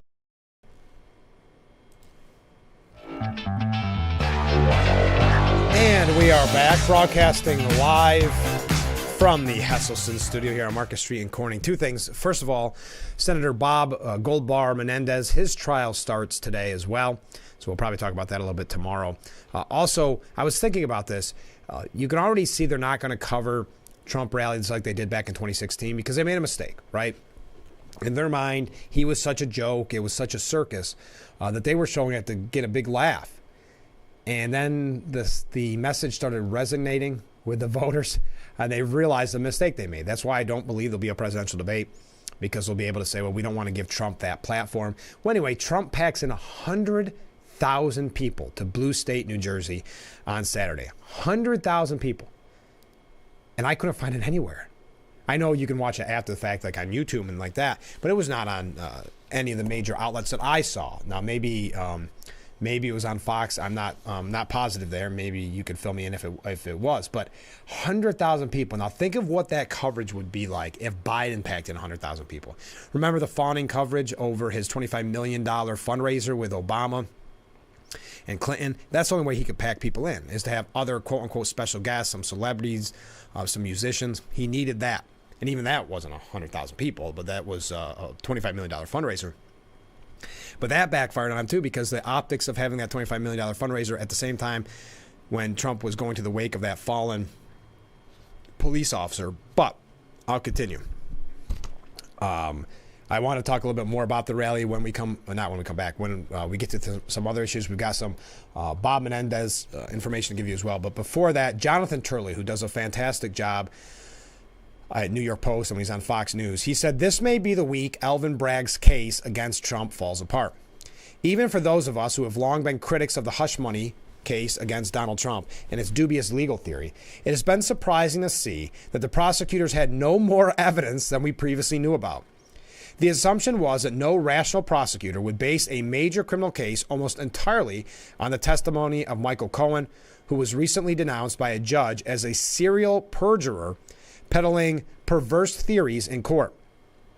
The calculus of Alvin Bragg is now obvious. He is counting on the jury convicting Trump regardless of the evidence, which is also why Bragg likely fears that the judge, not the jury, will decide the case.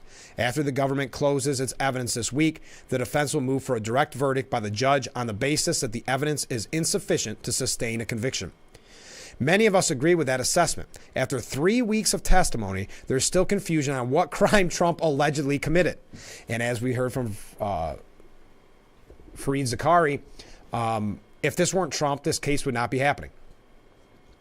Bragg has vaguely referred to the labeling of payments to Stormy Daniels as, quote, legal expenses as a fraud committed to steal the election. Think of how this could be misused, folks. So if you try to, quote unquote, cover something up during your presidential race, or not expose something, maybe a better way of putting it, then that is considered an attempt to steal the election.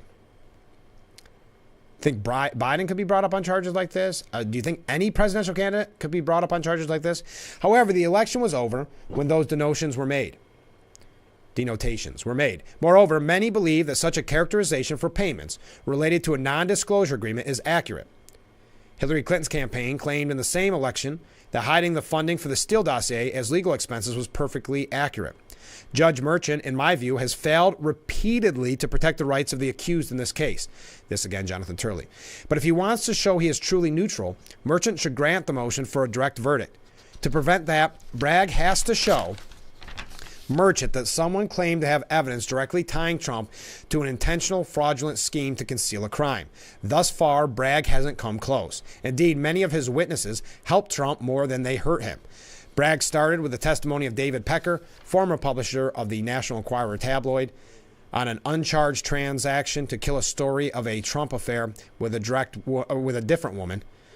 The relevancy was marginal, but the testimony backfired, and that Pecker admitted that Trump told him that he knew nothing about any reimbursement to Cohen for any hush money. He further said that he had killed or promoted stories for Trump in the years before he ever announced for presidency. He's also said he's killed stories for other celebrities and politicians, including Arnold Schwarzenegger, Tiger Woods, Rahm Emanuel, and Mark Wahlberg. Now, this is all very interesting. This is Jonathan Turley. For good measure, Pecker noted that Cohen often exaggerates and would become loud and argumentative in their discussions. Witnesses said that Trump likely had a mix of motivations for wanting to kill a story, including sparing his family from the embarrassment. Daniels' own counsel contradicted the prosecution's reference to the payment as hush money. And let's face it, they already got some of their punishment on Trump by embarrassing him with the Stormy Daniels way too much graphic detail during last week's trial. So prosecutors now turn to a witness, Michael Cohen, with a record of saying whatever serves his interest and those of his sponsors. Everything is riding on his testimony. Is not enough to say that Trump wanted to hush up the alleged affair. That is no crime, and NDAs are common and very legal. Cohen has to say that Trump specifically knew and approved of the characterization of the payments as legal expenses. He further has to establish that Trump intended the denotation to conceal the payments for the purpose of election violations or fraud. And can Cohen be trusted? I mean, he's out there bragging about bringing Trump down, essentially, saying it's not Trump 2024, more like Trump 20 to 24 years to life. Is this going to be a fair witness? Just like Stormy Daniels saying that she didn't support Trump and would dance if he was found guilty. This is exactly where Bragg wants to be. With a he said, not a he said case, with Trump effectively silenced, Bragg will argue that Cohen's testimony is enough to get to the jury. Even the blind rage of many New Yorkers for Trump, the testimony of a convicted, disbarred, serial perjurer may be enough. The question then is whether the judge will let it go that far. That's Jonathan Turley. We've got to take another short break. Stay with us. A little bit more on this and quite a few other things to get to as well, as we're just getting warmed up. We got about 40 minutes left here with Frankly Speaking. Stay with us. We'll be right back.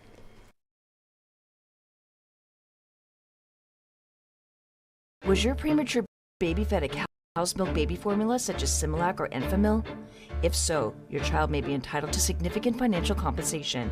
Evidence shows that cow's milk formulas increase the risk of NEC in premature babies, causing severe harm and even death. If your child was born premature and suffers from NEC, intestinal perforations, sepsis, cerebral palsy, or died as a result, you may have the right to sue for significant financial compensation.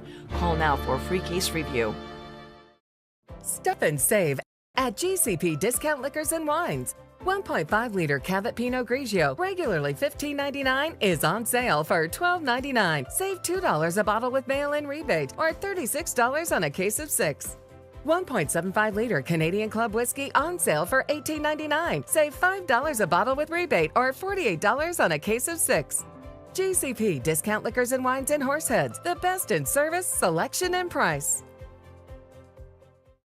You rip and tear your old statements and bills, but thieves use this information to steal your identity. Don't be a victim. Get the ID Police, the new ink roller that encrypts all your old documents. So before you throw it out, just roll it on, and your information is gone, both on the front and through the back. Even if the paper is held up to the light, even your medical information is safe with the ID Police. So block it out before you throw it out.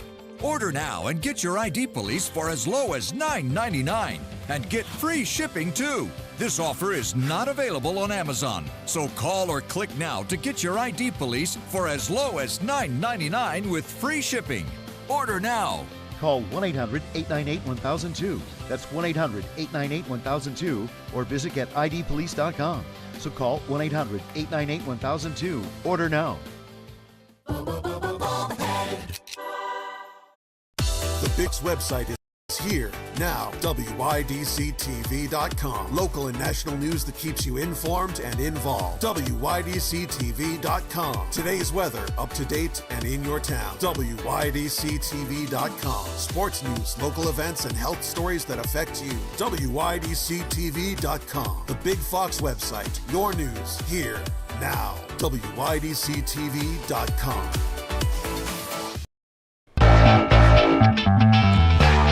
We are back with Frankly Speaking here on WYDC TV. Big Fox, I'm your host, Frank Acom, broadcasting live from the Hesselson studio on Market Street Corner. You just saw our ad for our new and improved website, WYDCTV.com, and you'll see when I have guests on, I'll put articles up, and sometimes guest columns, like currently there's one up from something that Phil Palmisano about the 2024-2025 New York State budget. So just go to WYDCTV.com. Miranda Devine has an interesting take on the hush money trial. Miranda Devine does a really good job at the New York Post. And she said when Joe Biden flew to San Francisco on Thursday for some fancy fundraisers, reporters noted that all the televisions on Air Force One were turned to MSNBC, where the Chiron read Stormy Daniels wraps 7+ hours of testimony in Trump hush money trial. The president might be enjoying the wall-to-wall coverage of his opponent stuck in a Manhattan courtroom, but it probably is not the electoral gift Biden imagines. Ever the showman, Donald Trump has flipped the adversity of his lawfare travails into a triumph of free media worth almost $2 billion, according to data provided exclusively by his campaign. With cameras banned inside the courtroom, the former president makes his own news when he turns up at the Manhattan criminal courthouse each day. Every morning and some afternoons, Trump stands in the drafty 15th floor corridor outside courtroom 1530 and addresses the assembled press, packed without notes for 3 to 5 minutes, delivering pithy political bullets on the news of the day, trashing Biden, Judge Merchan, and the lawfare that Democrats are waging against him. His monologues, carried live by most TV networks and amplified online, have delivered his campaign an average of $260 million in earned, meaning free, digital media each day. That's from a report by Meltwater Media Monitoring Agency. The first day of the Trump trial, April 15th, delivered a whopping $440 million equivalent. The average weekly earned media during the trial has been $1.2 billion per week. The Meltwater figures cover only digital media.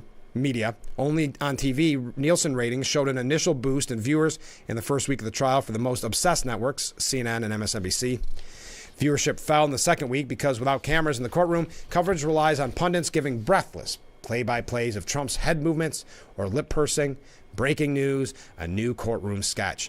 Boy, by the way, I know I've mentioned this a lot in the past. Those courtroom sketches are rough, aren't they? Anyway, with an eye for optics, Trump delights in the fact that the 80-year-old Art Deco granite courthouse, with its fluorescent lights, has turned out somehow to be a flattering stage set, and the vault-like ceilings make his voice resonate rather than echo. Every day, he takes pleasure in laying into Trump-hating merchant who has not recused himself, despite the fact that his daughter, Lauren, heads a political consulting firm that runs digital campaigns for Democratic candidates and posted a photo on social media of Trump behind bars. A gag order prevents Trump from mentioning Lauren, so he's content with saying her father is a corrupt judge and he's totally conflicted. He usually complains about being forced off the campaign trail and proclaims his innocence. I could be right now in Pennsylvania and Florida and many other states, North Carolina, Georgia, campaigning. I'm not supposed to be here. I'm innocent. And I'm being held in this court with a corrupt judge who's totally conflicted. And he pitches the promise of a second presidency to drill, baby, drill, to bring energy down, to close up the border, to get rid of all criminals that are being allowed into our country. They're taking them out of our mental institutions and jail. All this is greatly affecting our country and very negatively. Now we're going to make America great again. Thank you very much. And it's worked. Look, he had that Wildwood, New Jersey rally of 100,000 people. He said at the rally, I'll go now, sit in that freezing courthouse for 8, 9 hours and think about being on the campaign all day. Perhaps having seen the Meltwater figures, Trump extended his corridor remarks on Friday afternoon to 10 minutes and announced he was unafraid of jail. Merchant is a thug who wants to put me in jail. And that could happen one day. I'm very proud to go to jail for our Constitution because that's what he's doing is so unconstitutional. So fake. The whole case is fake. The judge is corrupt. It's not a case. There's no crime. This is election interference. It all comes out of Washington. And I do think that's a very good point. When they're talking about this being election interference, what they're kind of going after Trump with, they are actually engaged in election interference. But again, like Miranda Devine said, he's a master at getting attention, master at getting his message out there, and that's what this case, he's been able to do with this case. All week, he used his media moments to smash Biden on the politics of the day, deciding the topics in his limo during the 4-mile drive downtown from his apartment atop Trump Tower on Fifth Avenue. Thursday, it was Israel. He said if any Jewish person voted for Joe Biden, they should be ashamed of themselves. He's totally abandoned Israel, as nobody can believe it. I guess he feels good about it because he did it as a political decision. Then it was campus protests on Tuesday. The country's on fire. There are protests all over this country. I've never seen anything like this. Many graduation ceremonies are being canceled, and we have a president that just refuses to talk because he can't talk. And it was Biden donors on Monday. Many of those protesters are backed by Biden donors. Okay, are you listening, Israel? You get the feeling Trump revels in the fact he's getting more publicity in the courthouse than he would from standing in an Ohio cornfield. It is reminiscent of 2016 when he was financially outgunned by his adversaries but ended up with more media coverage. His Wildwood rally went ahead Saturday in front of a whopping crowd of more than 100,000 attendees, according to official estimates, and proved to be an extended version of his courtroom diatribes with bonus impersonations of Biden. Of course, the big crowds and the earned media bonanza reflect the fact that Trump is a consummate entertainer who puts on a free show. But 2020 showed the crowd numbers are no guarantee of electoral victory. The hard work is still to be done in the swing states. Overshadowing the unexpected upside of his courtroom travails is the fact that while the media spotlight is fixed on Trump in New York, Democrat governors in the crucial battlegrounds of Wisconsin, Michigan, Arizona, and Pennsylvania are quietly using their power to tilt the playing field in favor of Biden. Did you see... sorry, I was looking at some comments here. Did you see that Bill Maher, of all people... found an old video of Stormy Daniels from 2018 and an interview where she totally undermines everything she said at the Trump trial testimony. This was Bill Maher. Kind of interesting. Daniel, I'm not going to go into all of it. You can find it for yourself at the New York Post if you want to find that clip. So if Trump is found guilty, they ask, then what? He's bracing voters for the worst. When former president and 2024 candidate Donald Trump claims that the judicial system wants to put him in jail, he's not just protesting the ongoing hush money trial. Trump. All right, so I'm going to take a short break. We'll be right back with Frankly Speaking here on WYDC TV. Big Fox, stay with us.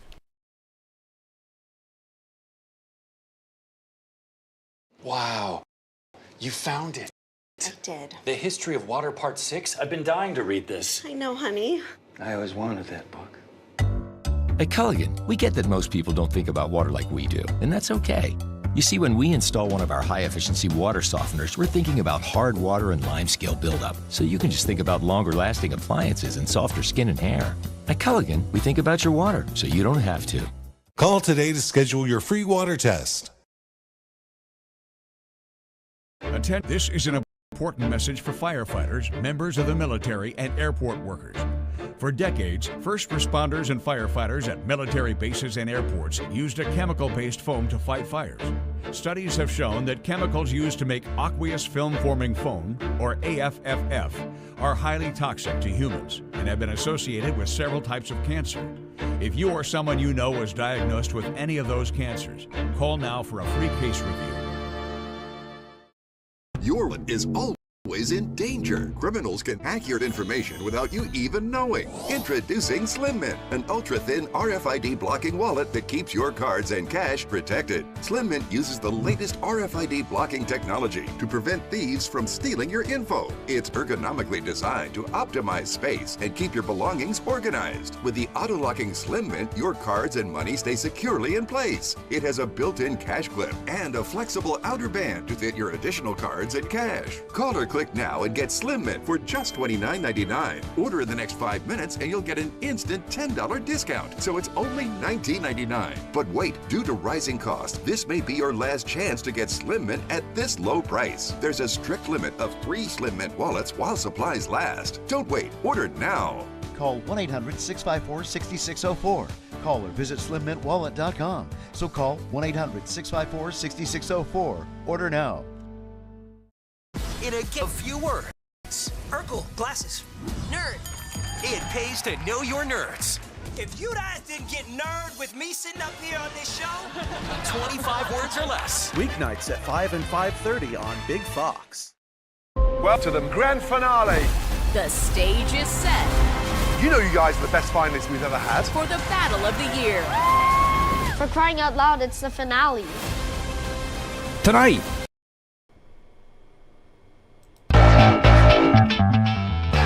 And we are back broadcasting live from the Hesselson studio here on Market Street in Corning. So they're preparing you. If Trump is found guilty, then what? He's bracing voters for the worst.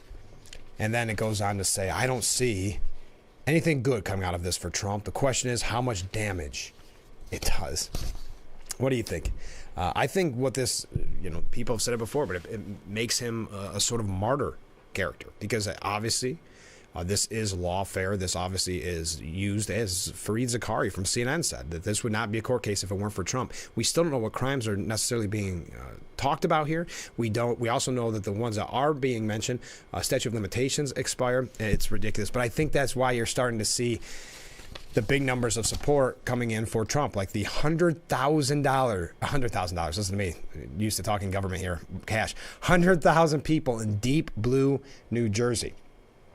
Former Speaker of the House, Kevin McCarthy, warned the Biden White House that they should be concerned ahead of November after Trump rallied as many as 100,000 supporters in New Jersey in what is being called the largest political rally in state history.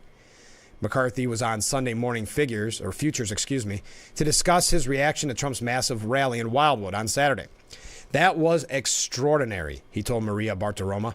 New Jersey is not a place that people think Republicans would ever compete. But the size of the crowd, could President Biden get that crowd in the heart of New York or in the most Democratic state? Could he do it in California? The answer is no. The other thing that we're hearing coming out of the White House itself is President Biden needs to campaign less, talk less, because he gets in trouble while doing it. This is President Trump showing no matter what they throw at him, he's going to fight back. He's going to lead this nation on the issues they care about the most. A Wildwood spokesperson said that to the Associated Press that the number was between 80,000 and 100,000 people attending the rally, which is more than double what was expected. As you can see today, said President Trump, we're expanding the electoral map because we're going to win the state of New Jersey. I think we're going to win them all across America. Millions of people, so-called blue states, are joining our movement based on love, intelligence, and a thing called common sense. Rally attendees who spoke to Fox News argued the Garden State could be up for grabs, with many voters claiming border security and the economy as their top issues. McCarthy said on the Sunday show, you had an interesting statistic up there about independent voters. There was another poll out that showed that independent voters, by 53%, believe the second term of the Biden administration would be a greater harm to democracy. Because all of this is backfiring, this persecution of President Trump, going after him because of politics, no one in America believes Donald Trump should be on trial today, that he would be on trial today if he weren't running for president of the United States. That's exactly the case. But the problem is, well, many Democrats don't care.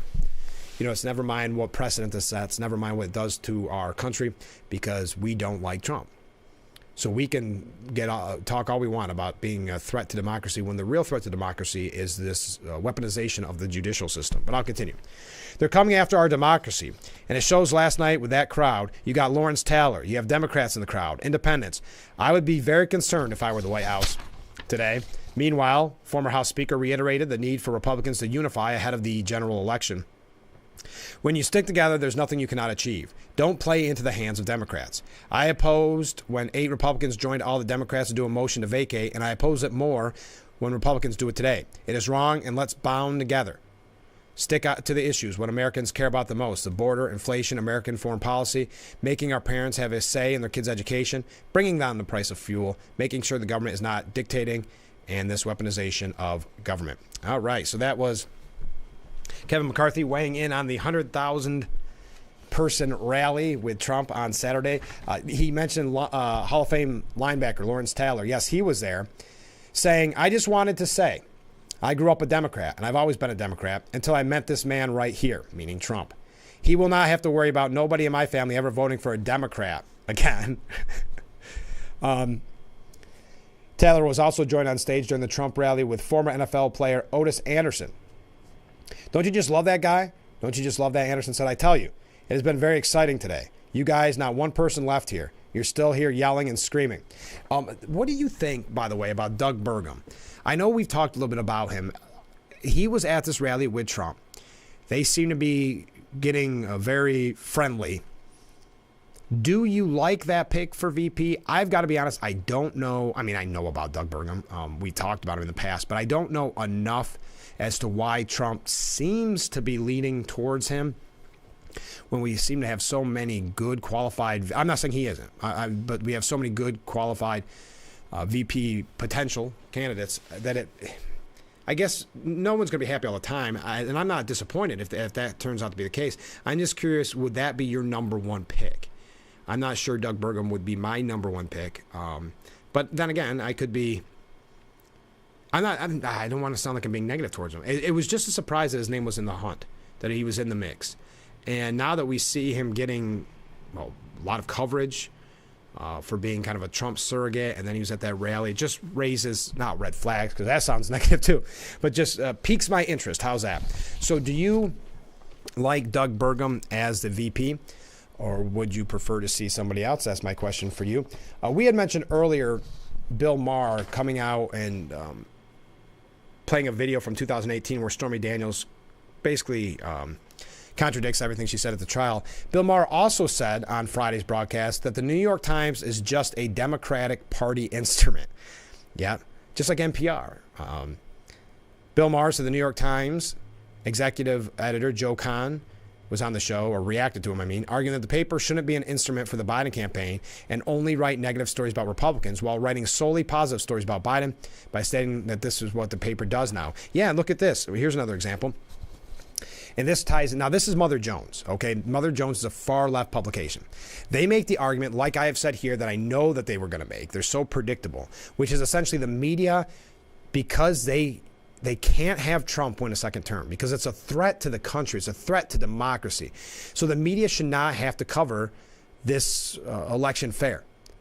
They should highlight Biden and attack Trump or not mention Trump. And this has been my thought from the beginning of how they'll get away with not showing the debates, or not having the debates, I should say, or not showing any of his rallies. They'll say, we don't want to give him a platform.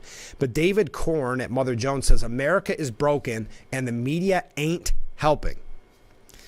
And the whole idea behind this is that he is such a threat to democracy, the media doesn't have to be fair. And we heard this back in 2020 as well. Ponder this. I thought about the recent interview Joe Kahn, the executive editor of the New York Times, gave to Ben Smith, the editor of the online outlet Semaphore. Smith began by asking Kahn why the Times does not see its job as stopping an authoritarian, that would be Trump, from taking power. Putting the question that way allowed Kahn the easy out of proclaiming the importance of an independent media, and he replied, to say that the threats of democracy are so great that the media is going to abandon its central role as a source of impartial information to help people, that's essentially saying that the news media should become a propaganda arm for a single candidate because we prefer that candidate's agenda. So that was his excuse. But they were asking, seriously, if Trump is so bad, you guys think Trump is so bad, why are you in the media not doing more to destroy him and prop up Biden? And they're not saying this. I mean, they don't even see the irony of when they talk about what an actual threat to democracy is. This is an actual threat to democracy. But now Mother Jones and others going out and saying, no, we don't have to be fair. The challenge for the media now is not whether to become a mouthpiece for Biden, but how to structure its coverage to meet the urgency of the moment. Though Kahn, in this interview, insisted that his paper has fully covered Biden's infrastructure bill and other legislative accomplishments, and has pounded the issue of his age, focus overly on the horse race elements of the presidential contest, and not consistently highlighting Trump's authoritarian impulses and excesses, while at the same time publishing important pieces on this. I don't want to pick on the Times. In these days of fractured media, one newspaper, even the most important one in the nation, certainly is not responsible for shaping all public attitudes about Biden, Trump, and the world. Yet I noticed in Kahn's remarks an unwillingness to acknowledge that this is a particularly difficult or perilous time, and that standard practices might need a rethinking. It's fine to declare the value of independent media that entails, as he put it, hard-hitting, well-rounded coverage of both candidates and informing voters. But what is the media to do when a threat to democracy is being fueled by so much misinformation and baseless beliefs? Is covering both sides in the same standard fashion sufficient? So what he's saying is it is okay. It is okay for the media to be completely biased. It's actually encouraged. We don't have to cover this fairly because Trump is such a threat to democracy that we need to become propaganda. which is ironic when you think about who the real threat to democracy is in that sentence. If a third of voters or so are stuck in Trump's false reality, believing that he won in 2020, that his economy was the best ever, and that he's a brilliant and honest leader, there's not much that the mainstream media coverage can do to change that. But the existence of this lost in Trump America makes it more crucial for major journalistic outlets to steadily provide for the other two-thirds a clearer picture of the Biden-Trump comparison and what's at stake. Trump and his autocratic crusade benefits from misinformed voters. The fight for the nation's democratic future depends on decreasing the size of that portion of the electorate. So the media no longer has to be fair. They don't have to be impartial. Trump is such a threat to democracy. Remember, they said this in 2020, so this is nothing new. It is such a threat to democracy that it is vital, it is a mandatory that the media only build up Biden and try to destroy Trump. Why? Because they don't like Trump. It's that simple. So the media telling you who they really are, and that's why I said they're not going to give Trump the quote-unquote platform and show his rally. I mean, 100,000 people attend that rally and you couldn't find it anywhere. Or that's why I don't believe they'll have the debate, because Biden and the media will say we don't want to give Trump the quote-unquote platform to spew his lies. We got a few other things we're going to talk about. I see a lot of comments coming in, so stay with us. Boy, we're moving fast this morning. We'll be right back with Frankly Speaking after this. When I walk into the library, it's like new worlds open up. There's so much to see, so much to do. I am interested in a lot of things, so this is a perfect place for me to come and go, okay, this one. If someone in the community needs resources, they just have to ask. This is a treasure chest. I feel like everybody can benefit from the library. You, and especially you. Strong libraries equal strong communities. Vote on May 21st.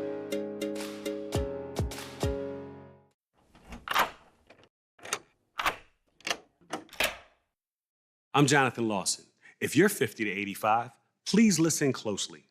The lock I want to talk to you about isn't the one on your door. It's a rate lock for your life insurance that guarantees that once you're insured, your rate can never go up at any time for any reason. Many policies you see don't have one, but you can get a lifetime rate lock from Colonial Penn. This plan was designed for people on a fixed income with coverage options that start at $9.95 a month. That's less than 35 cents a day. Your rate is locked in for life. Coverage can never be canceled, and your acceptance is guaranteed. You cannot be turned down because of your health. See for yourself. Call for an information kit and gift. Both are free with no obligation. Call 1-800-781-9990 for your free information and your free gift. That's 1-800-781-9990. 1-800-781-9990. Call.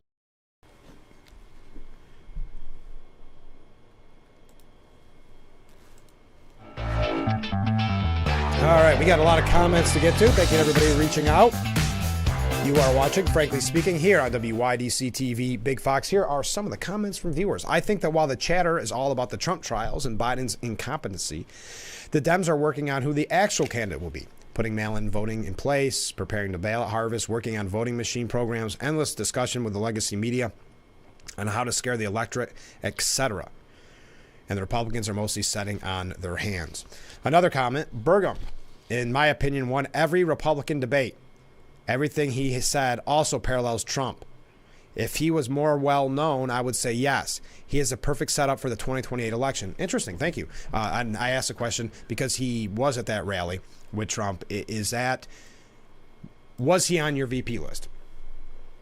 Would you be happy if Trump picks him? Next. If Trump wins the vote for president, he will probably be too busy fixing things to go after the previous administration. Unfortunately, the Biden group will see it as a weakness and try to sabotage him at every moment like last time. Talk about sore losers. He needs to simply ignore the words they spew and try to control the deep state-funded protesting at the source. Backtrack who funds, prints, delivers the signs and tents. Unfortunately, the whole rule for thee but not for me will continue to be the true left's concept of democracy. And I think it's kind of, I almost want to say it's well known who some of these funders are of the protests. So I don't even know how much backtracking you need to do. Another comment from a viewer, misinformed voters is accurate, but only because the left refuses to engage in conversation or vary their sources. I know this firsthand from former friends of mine, sadly. Yes, it is interesting.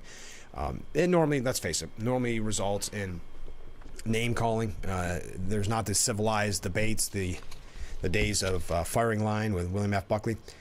We watched the whole Fox coverage of Trump's rally, and they never said 100,000, only tens or 20. People think Fox is all in on Trump. Commentary, yes. News, no. I would say the news, yeah, I would say Fox News is news.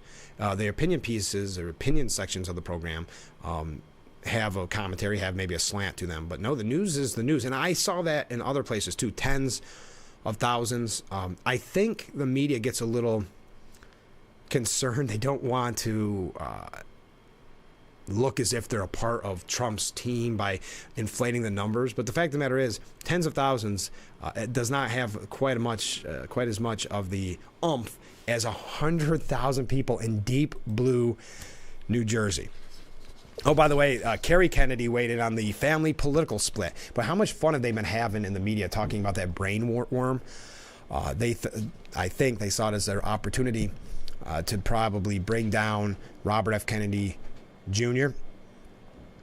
There's so much at stake, she said, so it's okay to attack their relatives because they have a real problem with the fact that he could be taking away votes from Joe Biden. Now, we got to take another short break. As I said, Bob Goldbar Menendez is in trial today. We also have just a couple quick things here about New York as we wrap up today's edition of Frankly Speaking. Get those last minute, sorry, my nose is stuffed up. Get those last minute comments in, and we'll be right back with Frankly Speaking here on WYDC TV. Big Fox, please stay with us. When I walk into the library, it's like new worlds open up. There's so much to see, so much to do. I am interested in a lot of things, so this is a perfect place for me to come and go, okay, this one. If someone in the community needs resources, they just have to ask. This is a treasure chest. I feel like everybody can benefit from the library. You, and especially you. Strong libraries equal strong communities. Vote on May 21st.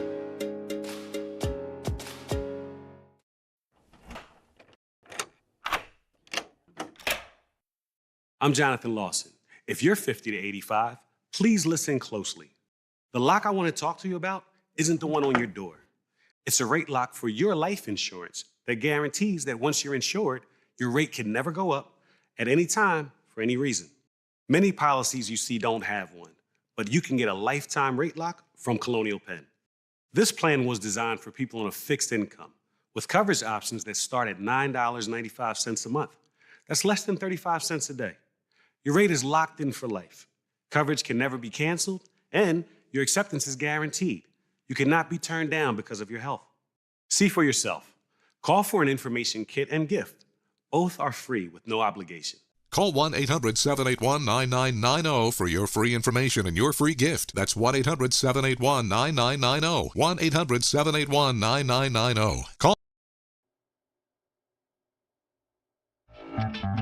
And we are back with Frankly Speaking here on Big Fox. Thanks so much for joining us. Let's take a look as we wrap up today's discussion on what Bob Menendez, what prosecutors are saying bought him off as U.S. Senator. Well, you had gold bars, as we know, envelopes full of cash, a convertible Mercedes, mortgage payments, payment for low or no-show work, engagement ring, basement carpeting. That one's kind of weak compared to the rest of them, but I guess basement carpeting is basement carpeting. Furniture, Formula One tickets. What's the quid pro quo? You can find that out for yourself because we are just about out of time. I have two New York issues that I want to get to. First of all, Hochul starts to clean up of the botched cannabis plan. Approximately as helpful as an end-of-season study cataloging play-calling mistakes by the Jets and Giants. A New York State government review of the cannabis rollout has just listed a long litany of design flaws and errors by the Office of Cannabis Management. Well, this is no surprise. Now the Governor Hochul is supposedly righting the ship, and Albany has supposedly empowered New York City to clamp down on the illegal market. And the city is supposedly leaning into its responsibilities. We say supposedly because we all believe it when we see it. If you squint hard, a coherent strategy to make things right is finally coming into focus, or not. OCM must get its act together, it says here. At the rollout of the new and improved enforcement push, Adams was careful to manage expectations. The power is not ideal, We would like, ideally, for police to do an analysis in each precinct, zero in on the shops in their precinct. We don't have that. Police have to be deputized by sheriffs. They have to put a couple teams in place, and then after you close them down, the shop, this is a process that allows them to reopen after a certain period of time. There are a lot of layers to this. Our fingers are crossed, but it sounds like the preamble of a future review about how yet another attempt to fix a broken system was doomed to fail. On top of that, Albany must address the deadly surge in youth violence. We've talked about this a lot on the program. Last week's fresh wave of youth violence, with 2 teens killed and at least 6 more wounded in shootings and stabbings across the city, again flags the failure of Albany's soft-on-crime approach. NYPD data showed that the number of teen shooters and victims in the city tripled from 2017 to 2022, and the adolescent recidivism is up dramatically. Part of it's the pandemic, or rather the prolonged and extreme Andrew Cuomo, Bill de Blasio lockdowns, which closed sports programs and churches, which, as even progressives understand, are the major off-ramps for kids tempted to join gangs, which, of course, didn't close for COVID, but kept on recruiting. Indeed, gang leaders have every reason to up recruiting. Thanks to the 2018 Raise the Age law. And this is what we talked about so often on this program. When you had young people, you remember the story I brought to you from the New York Post where it was almost out of Charles Dickens, where you had young people going into bars, stealing people's wallets, knowing that they would not get in trouble. So the Raise the Age law sends nearly all teen criminal defendants to family court rather than the adult justice system, and doesn't punish 16 and 17-year-olds caught carrying loaded firearms. Wow. Get the kids to carry the weapons for you, figure the older gangbangers. If they're caught, cops and prosecutors have no way to squeeze them. More than 1 in 10 gun arrests were of under 18s last year, up 120% from 2018. Along with most law enforcement leaders across the state, Albany District Attorney David Soares has repeatedly blasted Governor Hochul and the legislature over Raise the Age, no bail, and other criminal justice reforms that he argues have normalized violence in minority communities. But the legislature won't listen. Assembly Speaker Carl Hastie, in particular, insists that adolescents must be kept out of adult courts, but won't even beef up a family court system unequipped to handle violent teens, nor make it practical for prosecutors and judges to divert the hard cases to criminal court. Yeah, if you recall, he said more punishment is not a deterrent. Sorry, Carl, the threat of real consequences makes productive alternatives, sports, music, extracurriculars, jobs more attractive. Carrots without the stick are just vegetables that too many young people just won't touch. The legislature still has weeks left in the session to finally fix Raise the Age. Act now before we lose more young people to unchecked teen violence. Well, that does it for today. Boy, we covered a lot of topics, didn't we? We covered just about everything, if I do say so myself. Thank you for all the comments, all the waves, all the great discussion. And I will end the show with this. What do you think about Doug Burgum? It is interesting. He has not been picked yet, but there does seem to be a lot of hints that it could go that direction. As I had mentioned, he was at the 100,000 person rally in New Jersey, deep blue New Jersey. Trump holding a rally with 100,000 people. You could only imagine the media's coverage if that were a Biden or a Hillary. But Biden and Hillary had to do something to get people to come in. So a lot of times they have performers or celebrities, and that's how they would get crowds. And still not crowds as big as Trump's rally, where the biggest name is Trump. Yes, every once in a while he has an opener. But not always. And sometimes it is a Doug Burgum, something like that. Not necessarily a star-studded figure. Well, thank you for the comment. Sorry, I just ran late this morning. Someone said, feel free to challenge my logic. No, it was a little bit heavy for me this morning to go through all of it. Let me do that after the program. It's kind of tough sometimes to read some of the deeper comments live on the air as we do the show. So I appreciate it, and I wasn't ignoring you. I want you to know that. So thank you to everybody who reached out today. We are out of time. This has been, Frankly Speaking, here on WYDC TV Big Fox. We will see you tomorrow morning, bright and early. I look forward to it already.